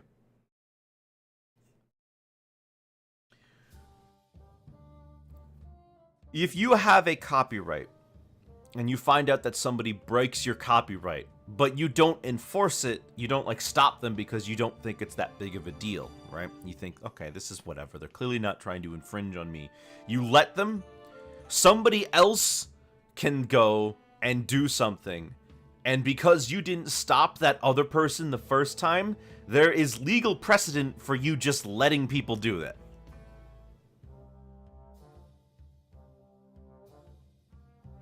And they may just force you to let them do that.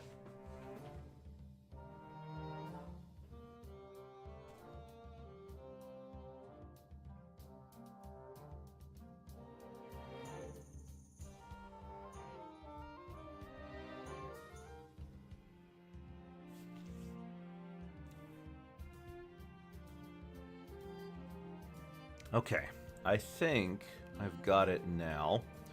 I've got almost everything that I want. Oh, the tongue. Let's get the tongue. You know what? We'll get the tongue when we get to it. Let's start with shading the eyes, and then we can work away from that.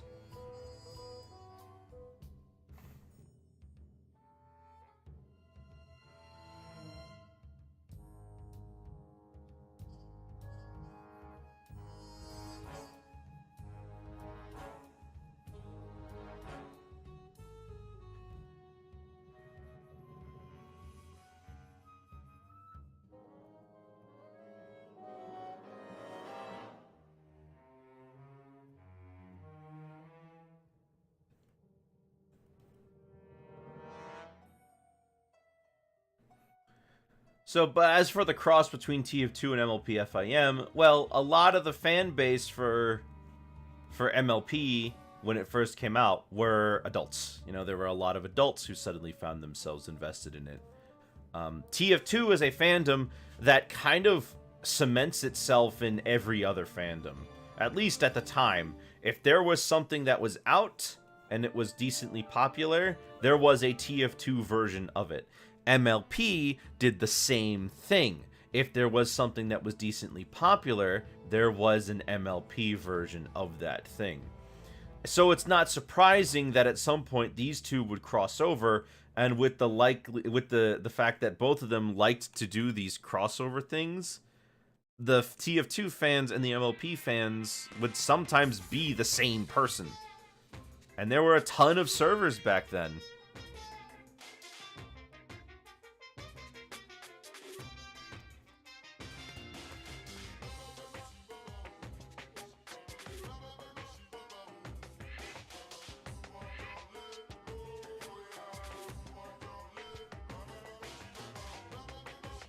Oh my gosh, I've heard this song, but only as a Siva Gunner rip.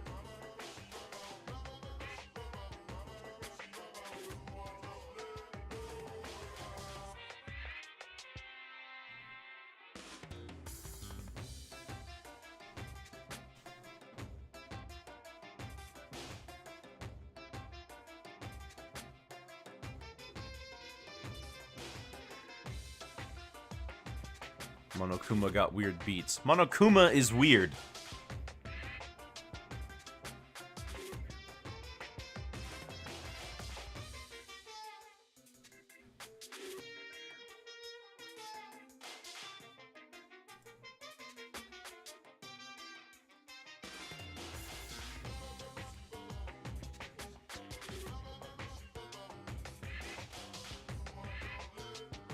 A lot of Gmod Sonic videos.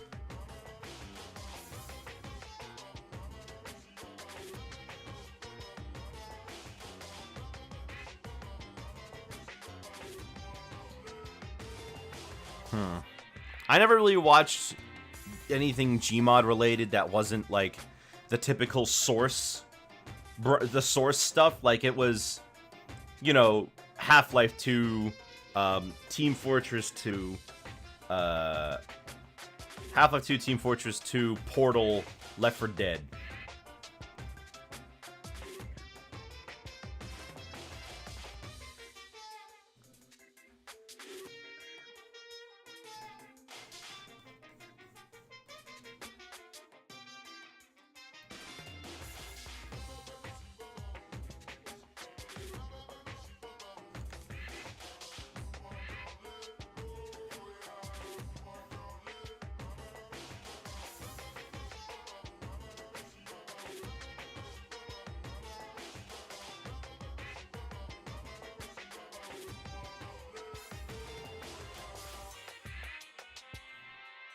Miles guy had Tails as his little brat who was constantly yelling at people and put Sonic in rehab for a chili dog addiction.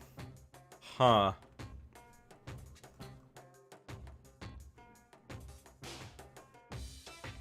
Not my personal choice.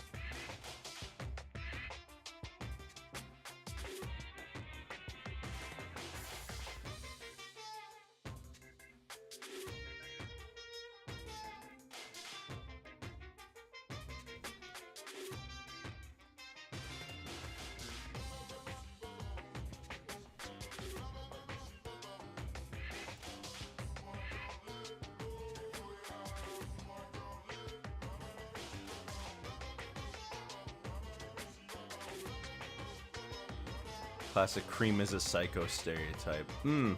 Yes, I'm familiar with that one.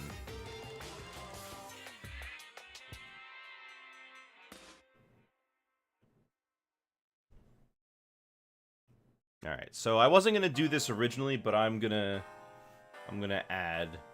Yeah, I'm gonna go ahead and add the black things around his eyes here. Try to mix.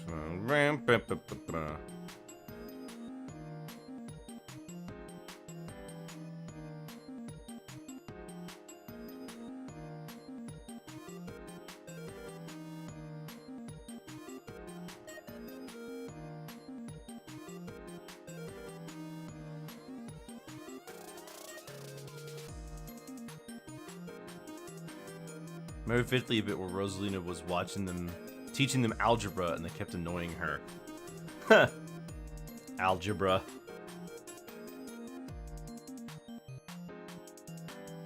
No, I believe you, Rosalina. I mean, I don't know why that would be unbelievable. Other characters appearing in Gmod videos is very common. Like I said, TF2 was in everything.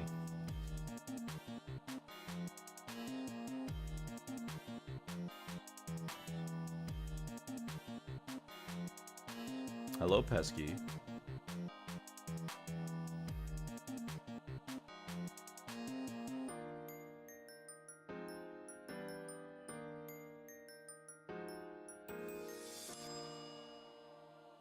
Wow, we baked those cookies. Amazing. It's outstanding.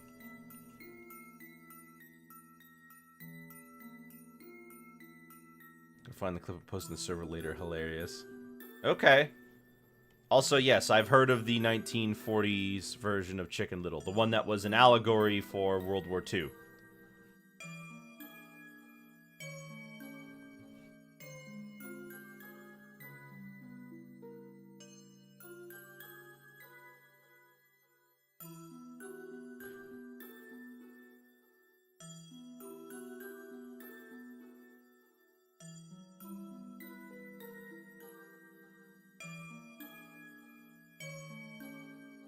I mean, it was, you know, it was the mid-40s, so everything was like a World War II allegory.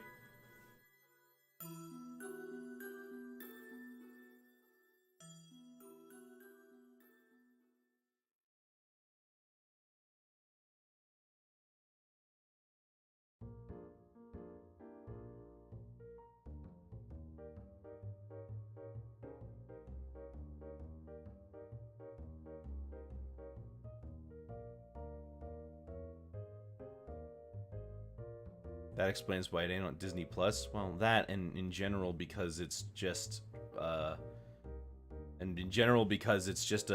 not much on Disney Plus, like at all.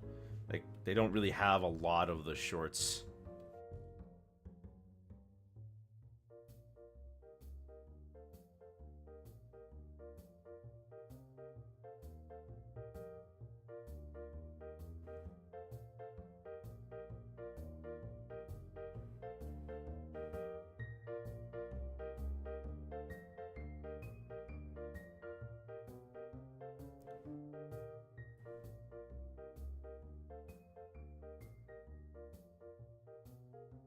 Oh, right. There we go.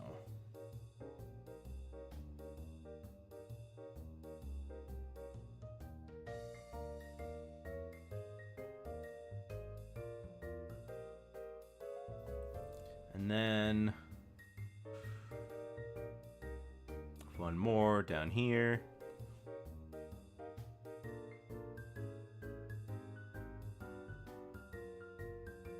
This was a Walt Disney Treasures DVD. Mm-hmm. Yeah, with Wayne Allwine doing a narration over them.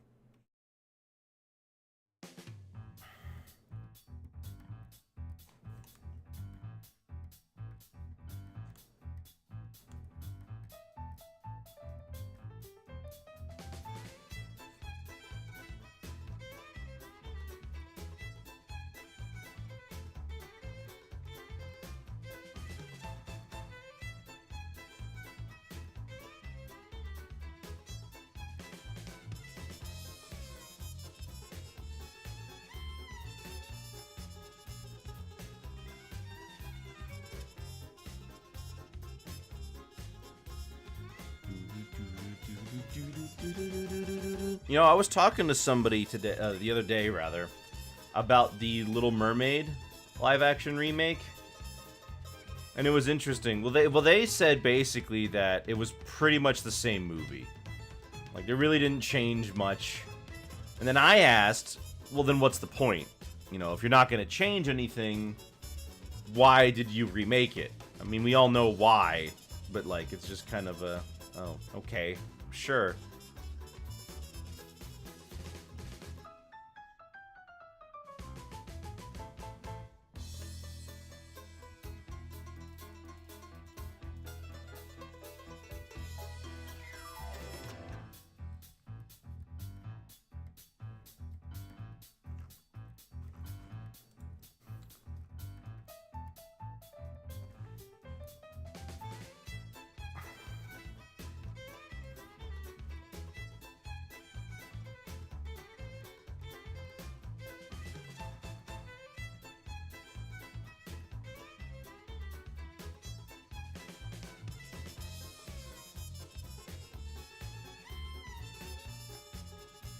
I never really watched the original of Little Mermaid. I remember seeing it once or twice on TV, but I was super bored of that sort of thing when I was a kid. I really just did not care for it because it was a princess movie, and I'm a boy. I don't watch princess movies. I watch Roly Poly Oly.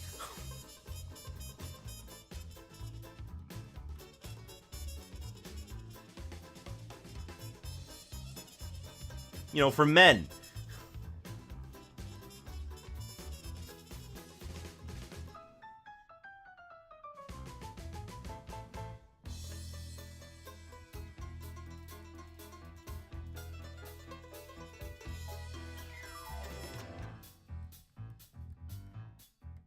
Yeah, a lot of people watch that.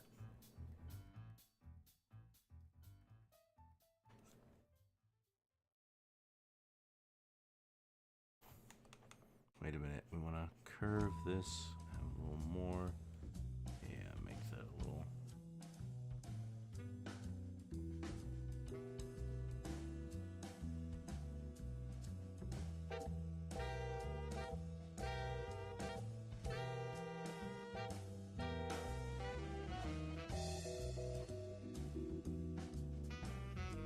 Makes you men too. Sure, why not? You can be men.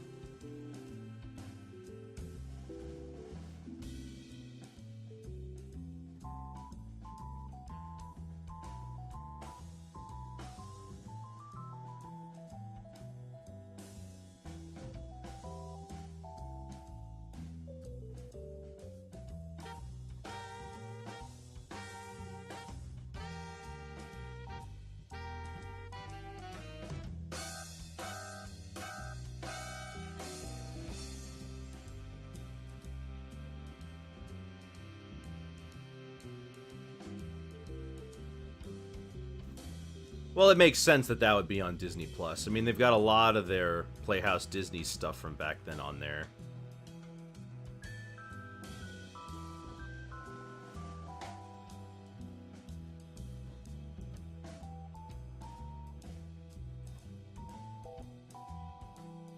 Just kind of like shade this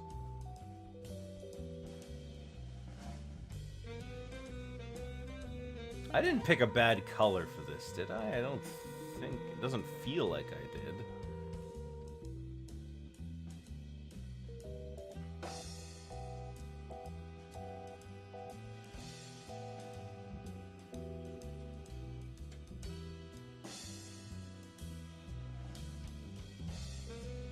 Well, there are a bunch of Disney Channel shows that are not on there. House of Mouse and Buzz Lightyear Star Command are usually the two most discussed ones because it's kind of weird that they're not on there.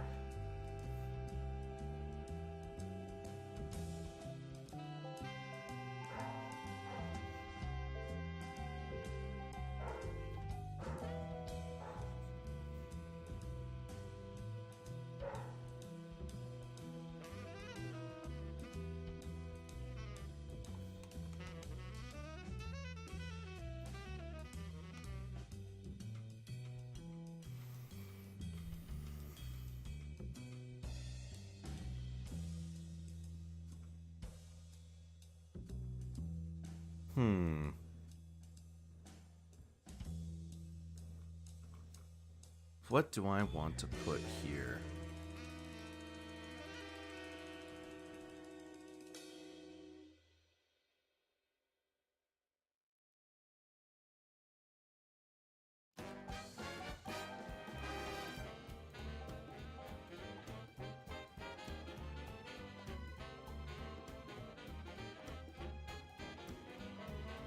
Ugh.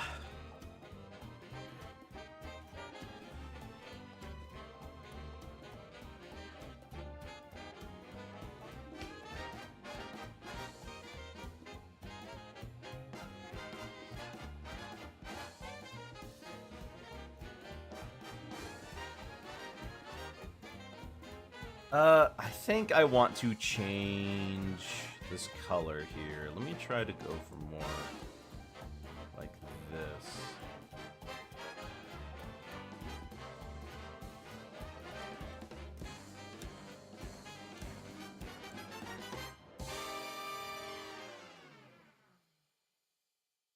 Maybe a little darker.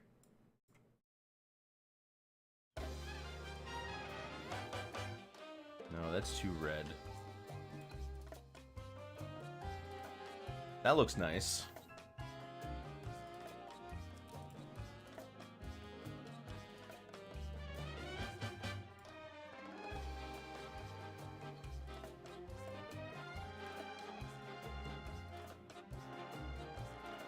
Dang it, that's too gray.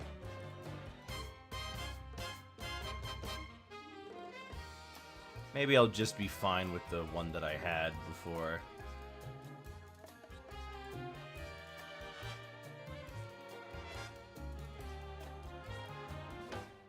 Mixed with his original design, mixed with his new design. Well, that's exactly what I was going for, so I'm glad you noticed.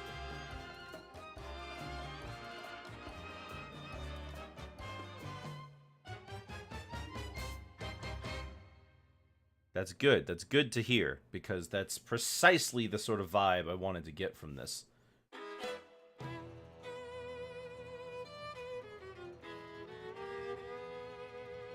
I like when Taz is basically just a little gremlin man, but I also really appreciate the new stuff that goes into his design that makes him feel more like you know, a character, easier to draw, less awkward. Less like, cause like in the early shorts, he just looked like a potato.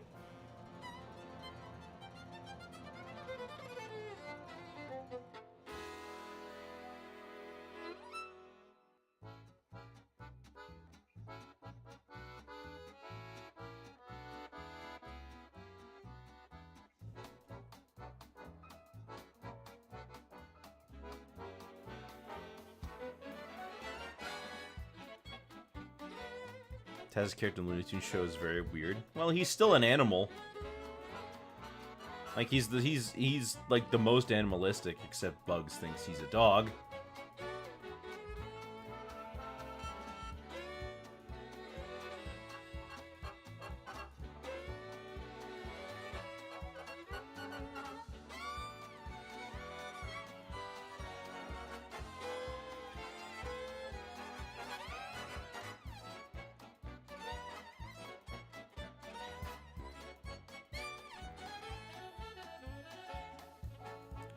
I think that's okay. Let's get the rest of this shaded.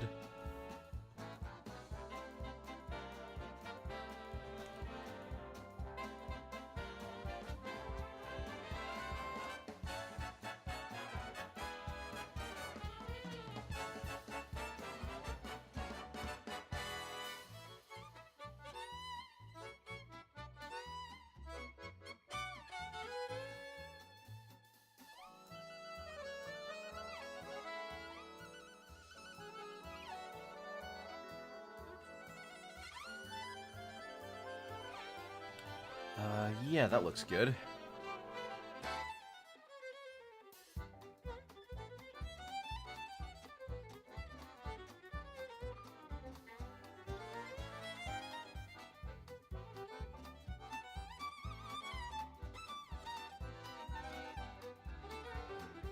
Yeah.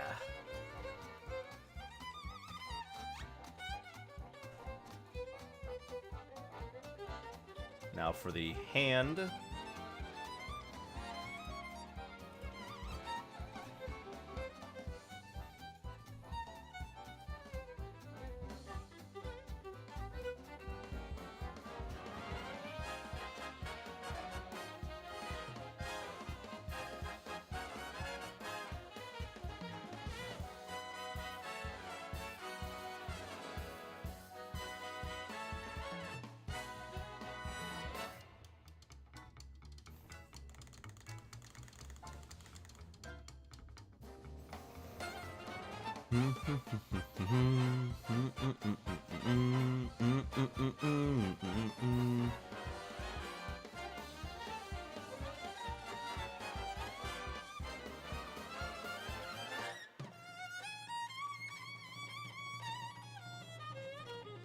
Nice, yeah, nice, good shade around the fingers.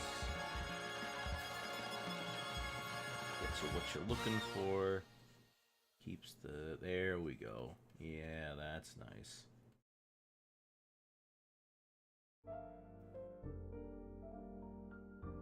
And now we, hold on, we don't gotta do a little more than that. Get the, yeah, there we go. Okay, now we can go in with a little bit of a lighter color than this. So let's take this and let's add it to the parts that I think need a shine. Bit of a, yeah, there we go.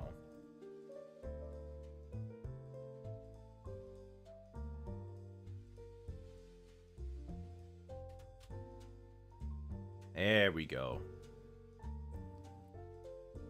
And we can do this up here too. A little bit of a shine up here.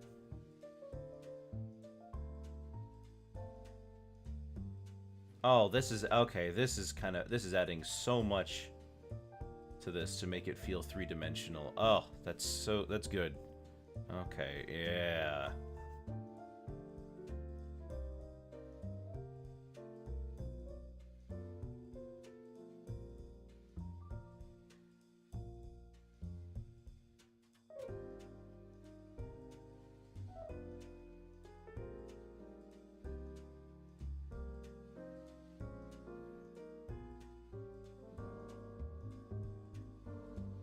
Perfect. Kind of. Over here I'm noticing some flubs.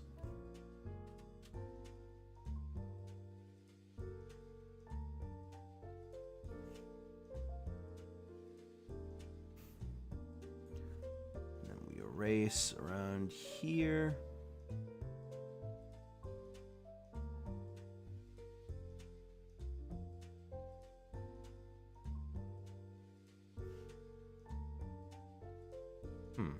That's there normally? Maybe need to shade around here a little.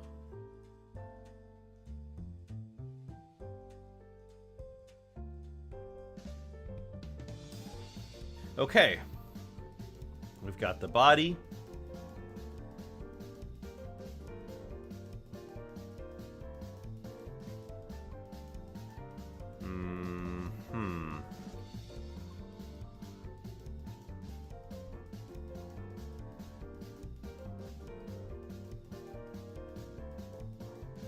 Yeah, make those darker. Ah, now you can see. Okay, so we've got the ears and the muzzle and the mouth. Let's do the ears. And then once we're done with the ears, we can just move on to the tongue, so that shouldn't be a problem. Oops.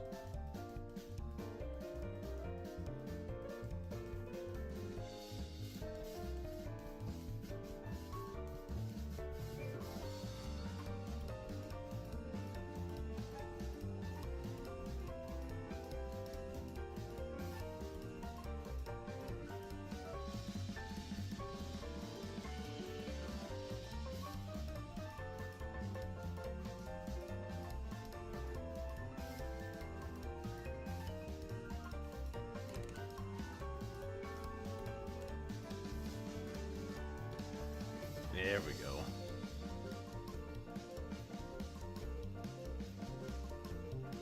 Kind of hard to... Hang on, let me try this.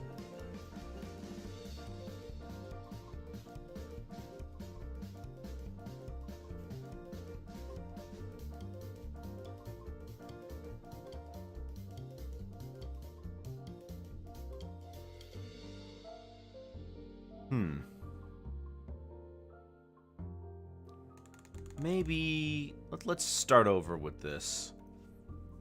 How I do this one is going to influence how I do the next one. So we get the pink, and then we're going to darken it and make it a little purple. We're going to go over to here, and we're going to just shade around the bottom. Give us that, yeah, kind of give the inclination of there being a bit of depth in there. Now, his ears look like this, so trying to get it to look like the ears go somewhere can be a bit annoying.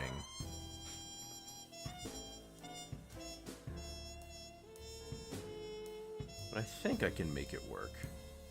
See, it's a little harder because in his early appearances, he didn't have like a barrier. He didn't have like the fluff around his ears as much. Just trying to do this.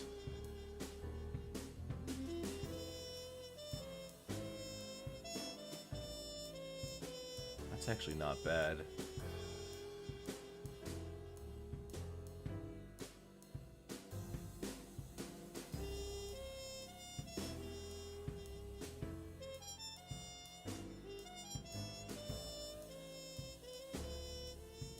Now for the other one.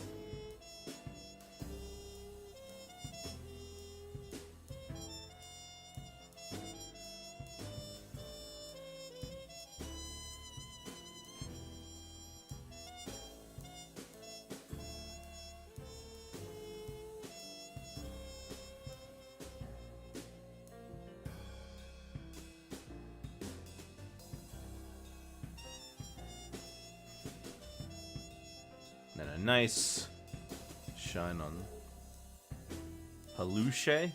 What's Haluche?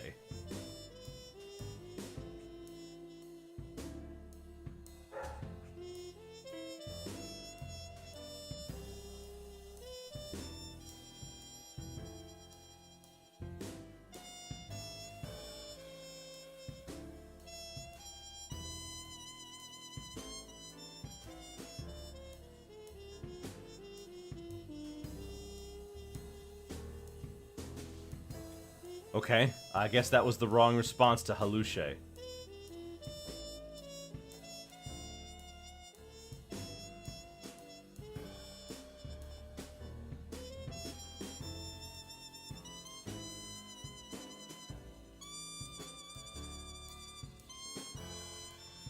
It's high, but in a stupid way. I see.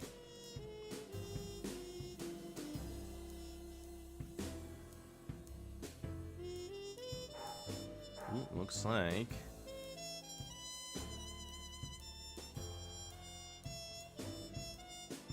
someone forgot to clean that up. So that someone is me. I forgot to clean that up.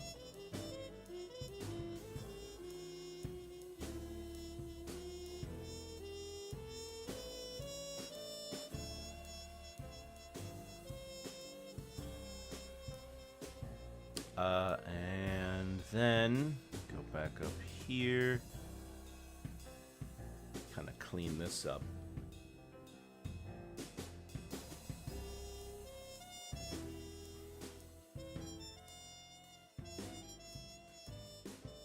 Okay, now for the tongue. I'll do the tongue a little differently now that I'm thinking about it. I don't want to do it the exact same way. There's the teeth. Let's do the muzzle first.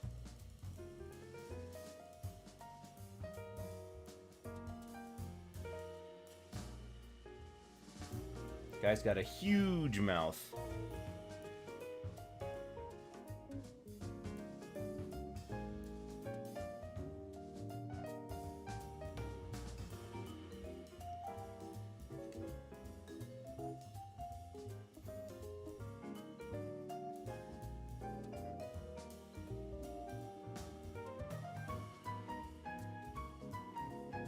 Nope, wrong color.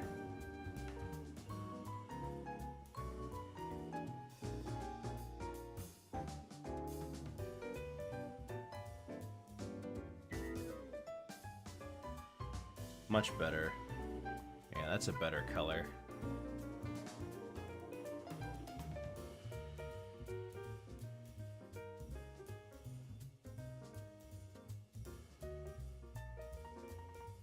Oh, 2 more eggs? I've heard of 2 more eggs. It was made by the Homestar Runner guys, yeah. Didn't really get very popular. Not many people even knew about it.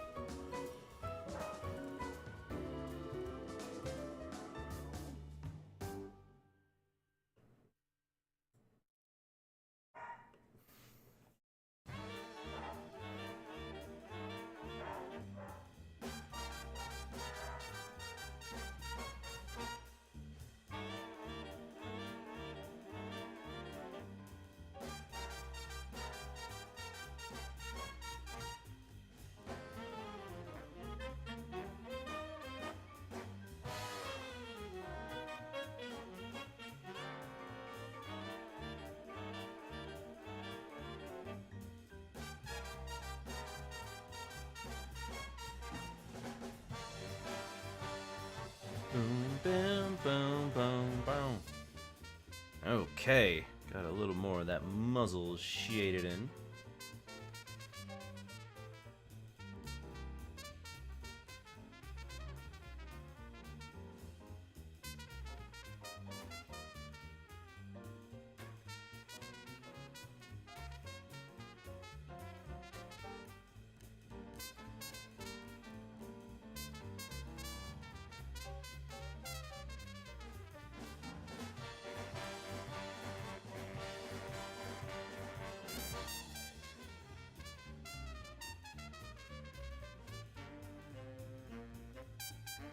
Excuse me. There we go. Nice.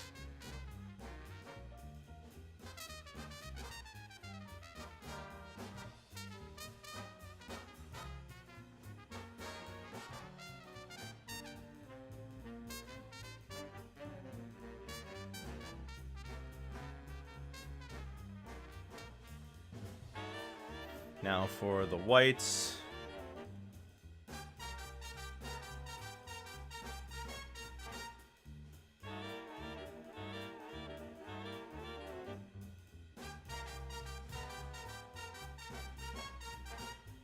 Clean those up some. Get over here.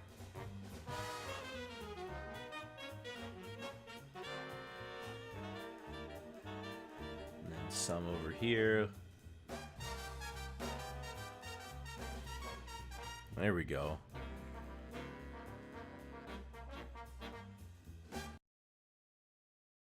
Okay, and then one more where we take this and then we lighten it up a little.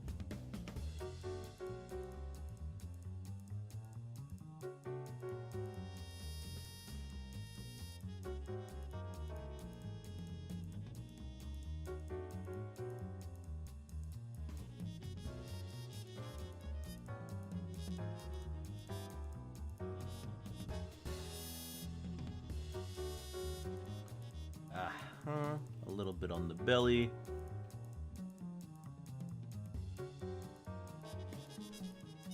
Okay, I think that's pretty good. Now for the teeth.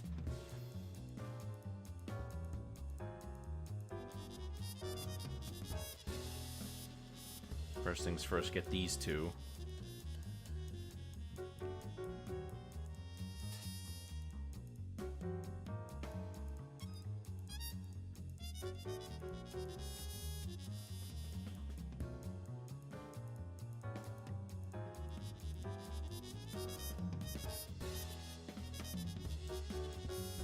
Great. Now let's get the other one down here.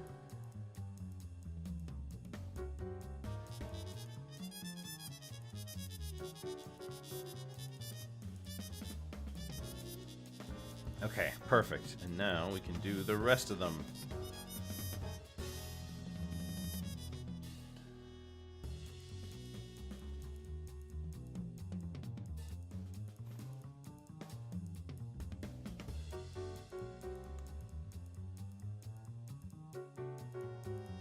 There you go.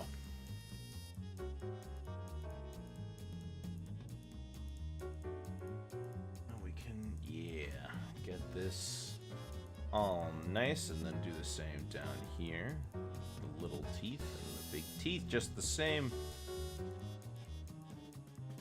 Big shade here and a big shade there. One there and one there.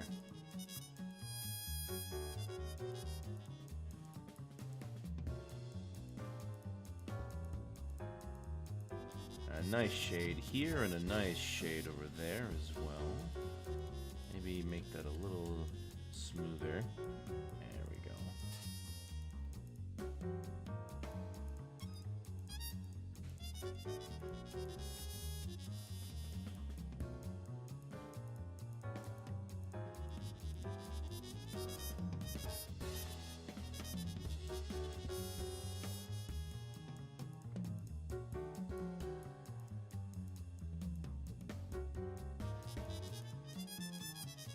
There we go. Nice and clean. Let's put in, yeah, a little white shine in the front.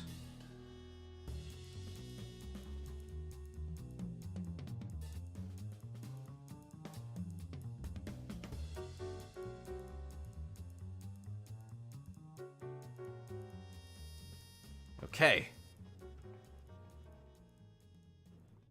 Perfect. Let's get the nose.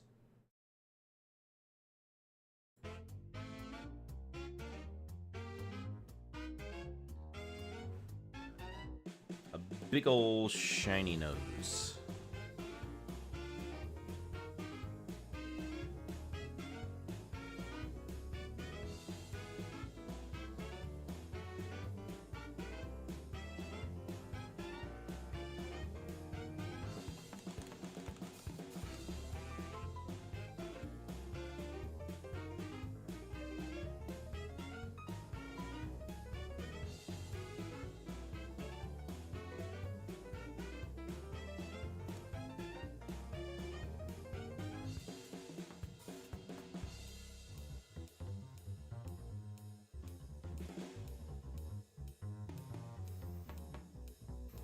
Oh, I forgot to shade on the muzzle here.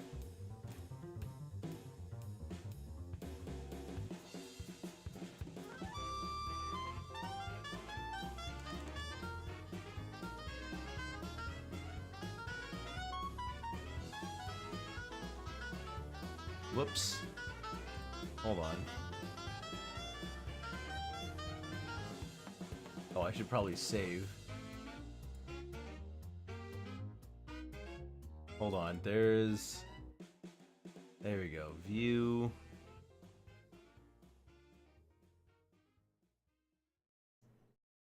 Nope, never mind. I just got rid of something. Ah, there it is.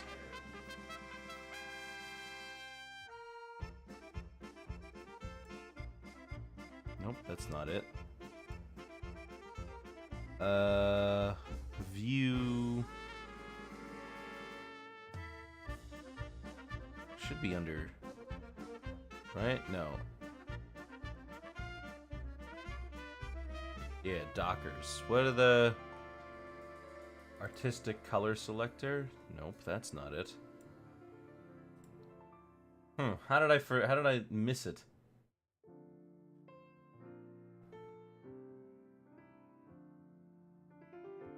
Advanced color selector. Ah, there it is.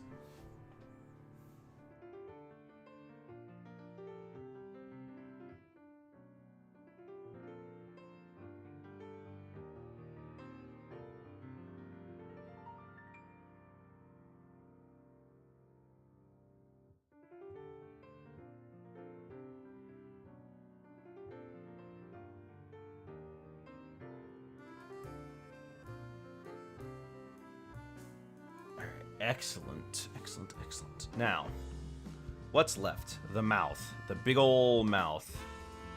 Let's get that mouth then. Start with the... Yeah, start with the back.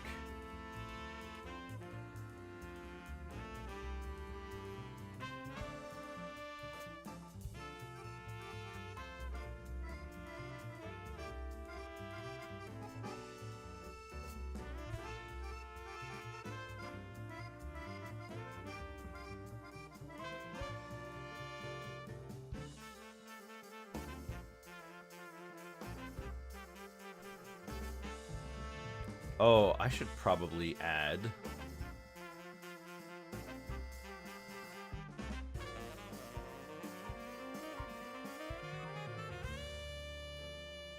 Yeah.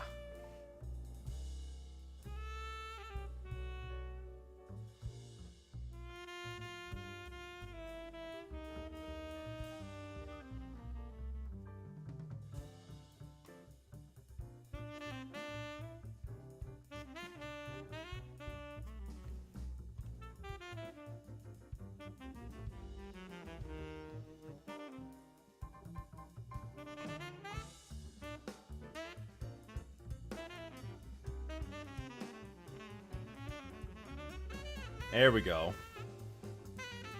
And then the tongue. Oof. Okay.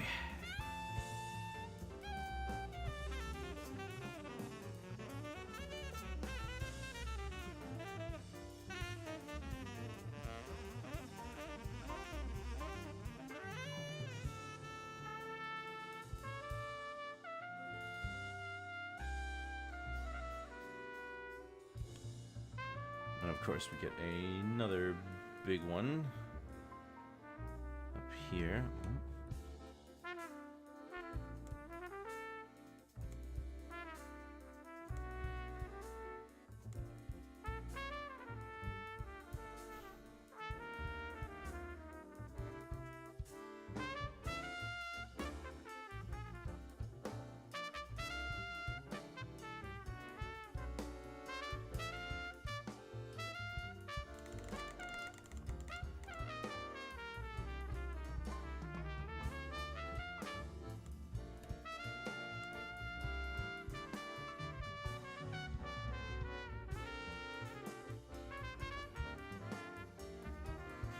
Okay.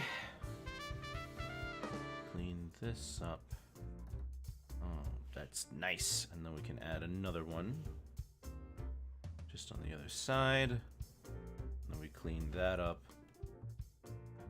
And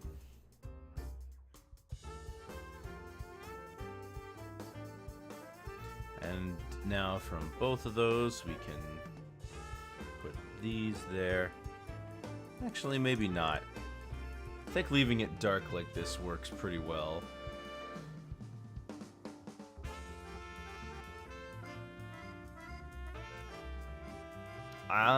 Yeah, that's Taz. Alright, let's get that background in. Now the question is, what do I want to do for the background? I think I want to do something inspired by the backgrounds of the original shorts.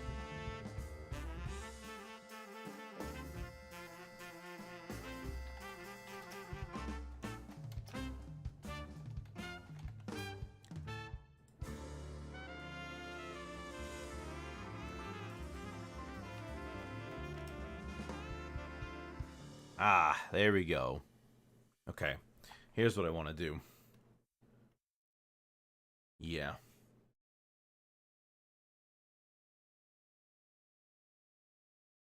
We're gonna get a nice... Yeah, we're gonna get that in the back.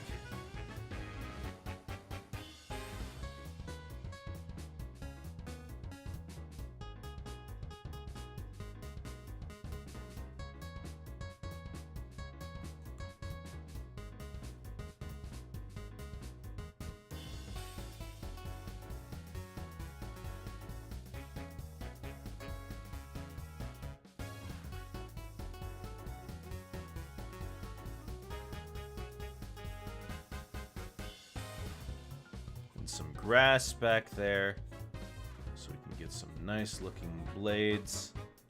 Some tall grass too.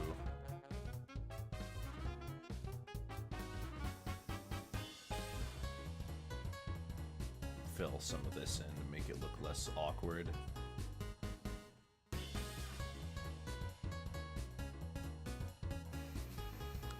And then from here, we take a little bit of a slightly darker color, and we go in with, yeah.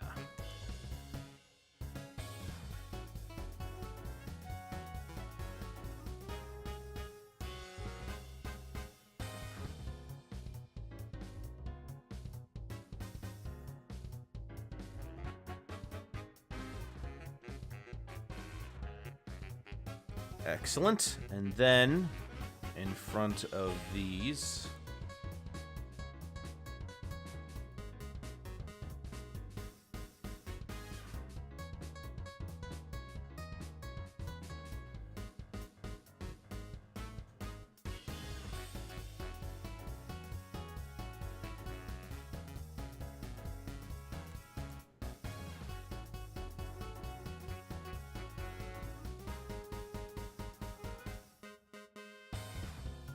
yeah, and then in front of that, we can go back to this.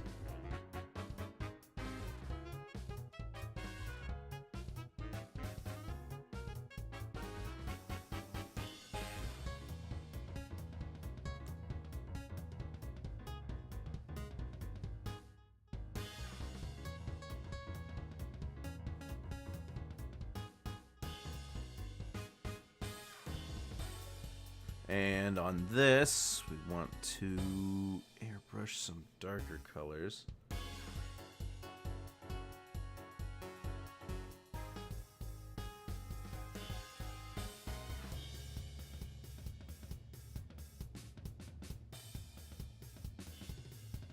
And then underneath those, but in front of this, we've got our grass. Main floor.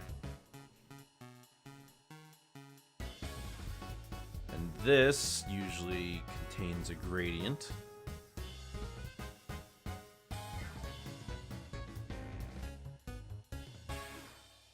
Yeah, we're gonna go for a little bit of yellow in the back.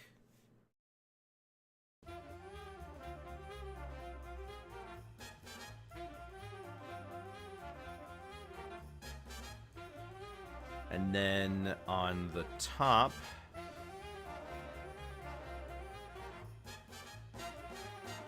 actually, no, we're gonna keep that in the back.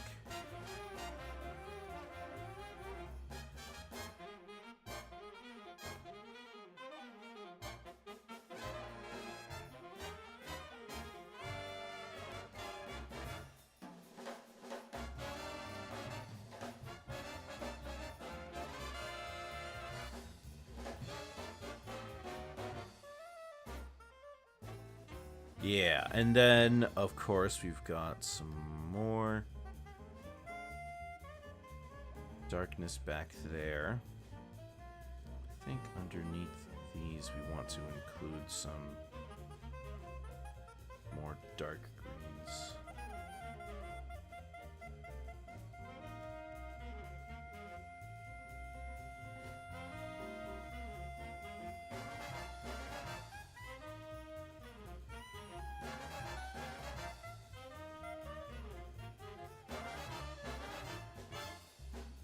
Yeah, and we can get a tree back here.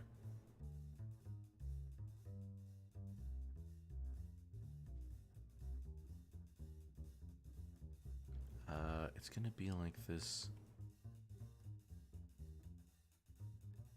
purplish, reddish tree. There it is. That's the color.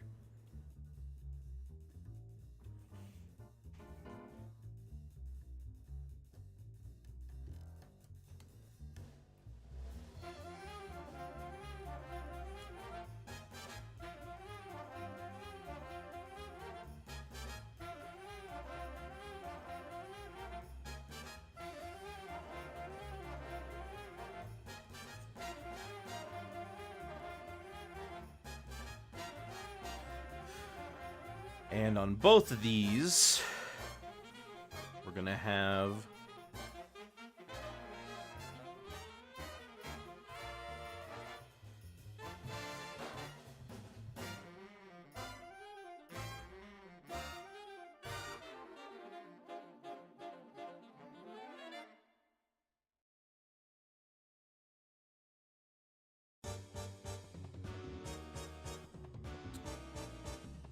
actually, maybe not. Not like that anyway.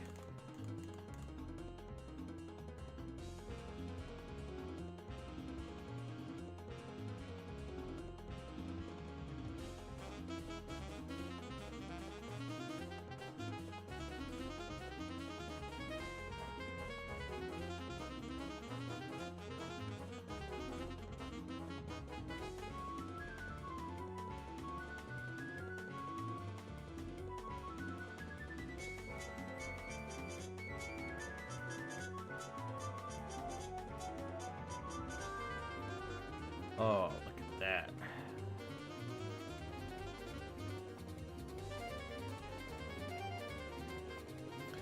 And one more for the tree farther up. Same deal.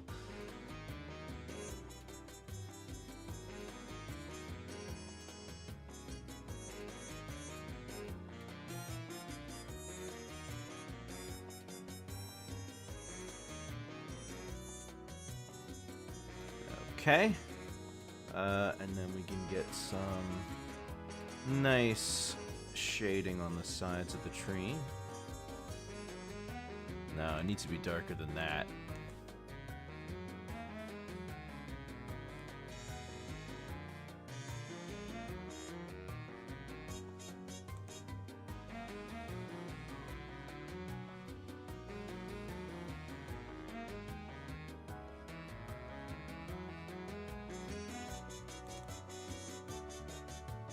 And then the one in the back over there gets a similar treatment.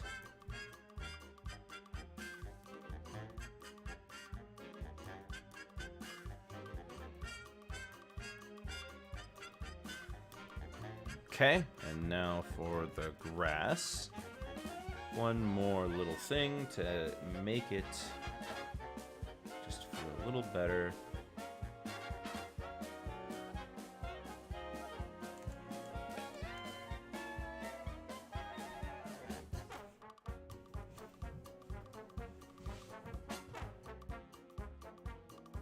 Okay. I think that's it.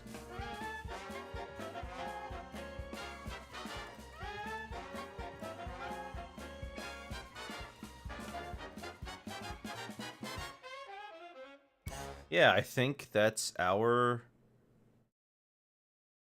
Yeah, that's our background for the most part. Let me smooth this part out, though.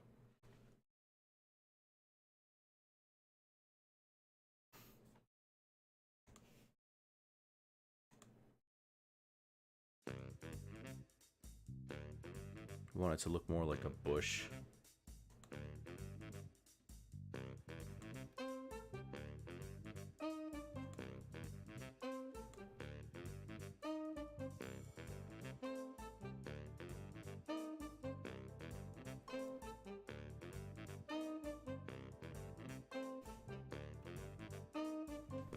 Yeah, that looks a little better. Okay. I think we've got it. Let's sign this.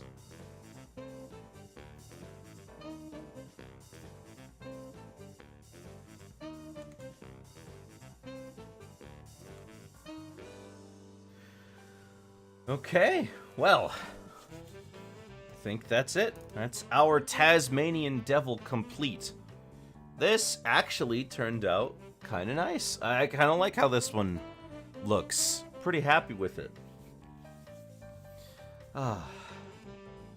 So I'll be posting this in the server soon and all that good stuff, so you guys can take a closer look at it. But as for me, though, that's all the streaming I've got. Tomorrow, we will be starting Crash Bandicoot: The Wrath of Cortex. And, I may take Tuesday off because I'm doing something on Wednesday. So you're going to want to see what that is, though. The Wednesday thing. Very important. Stick around for that. However, that's all from me for today, though. I'll be seeing you guys later. Have yourselves a very good night, and goodbye.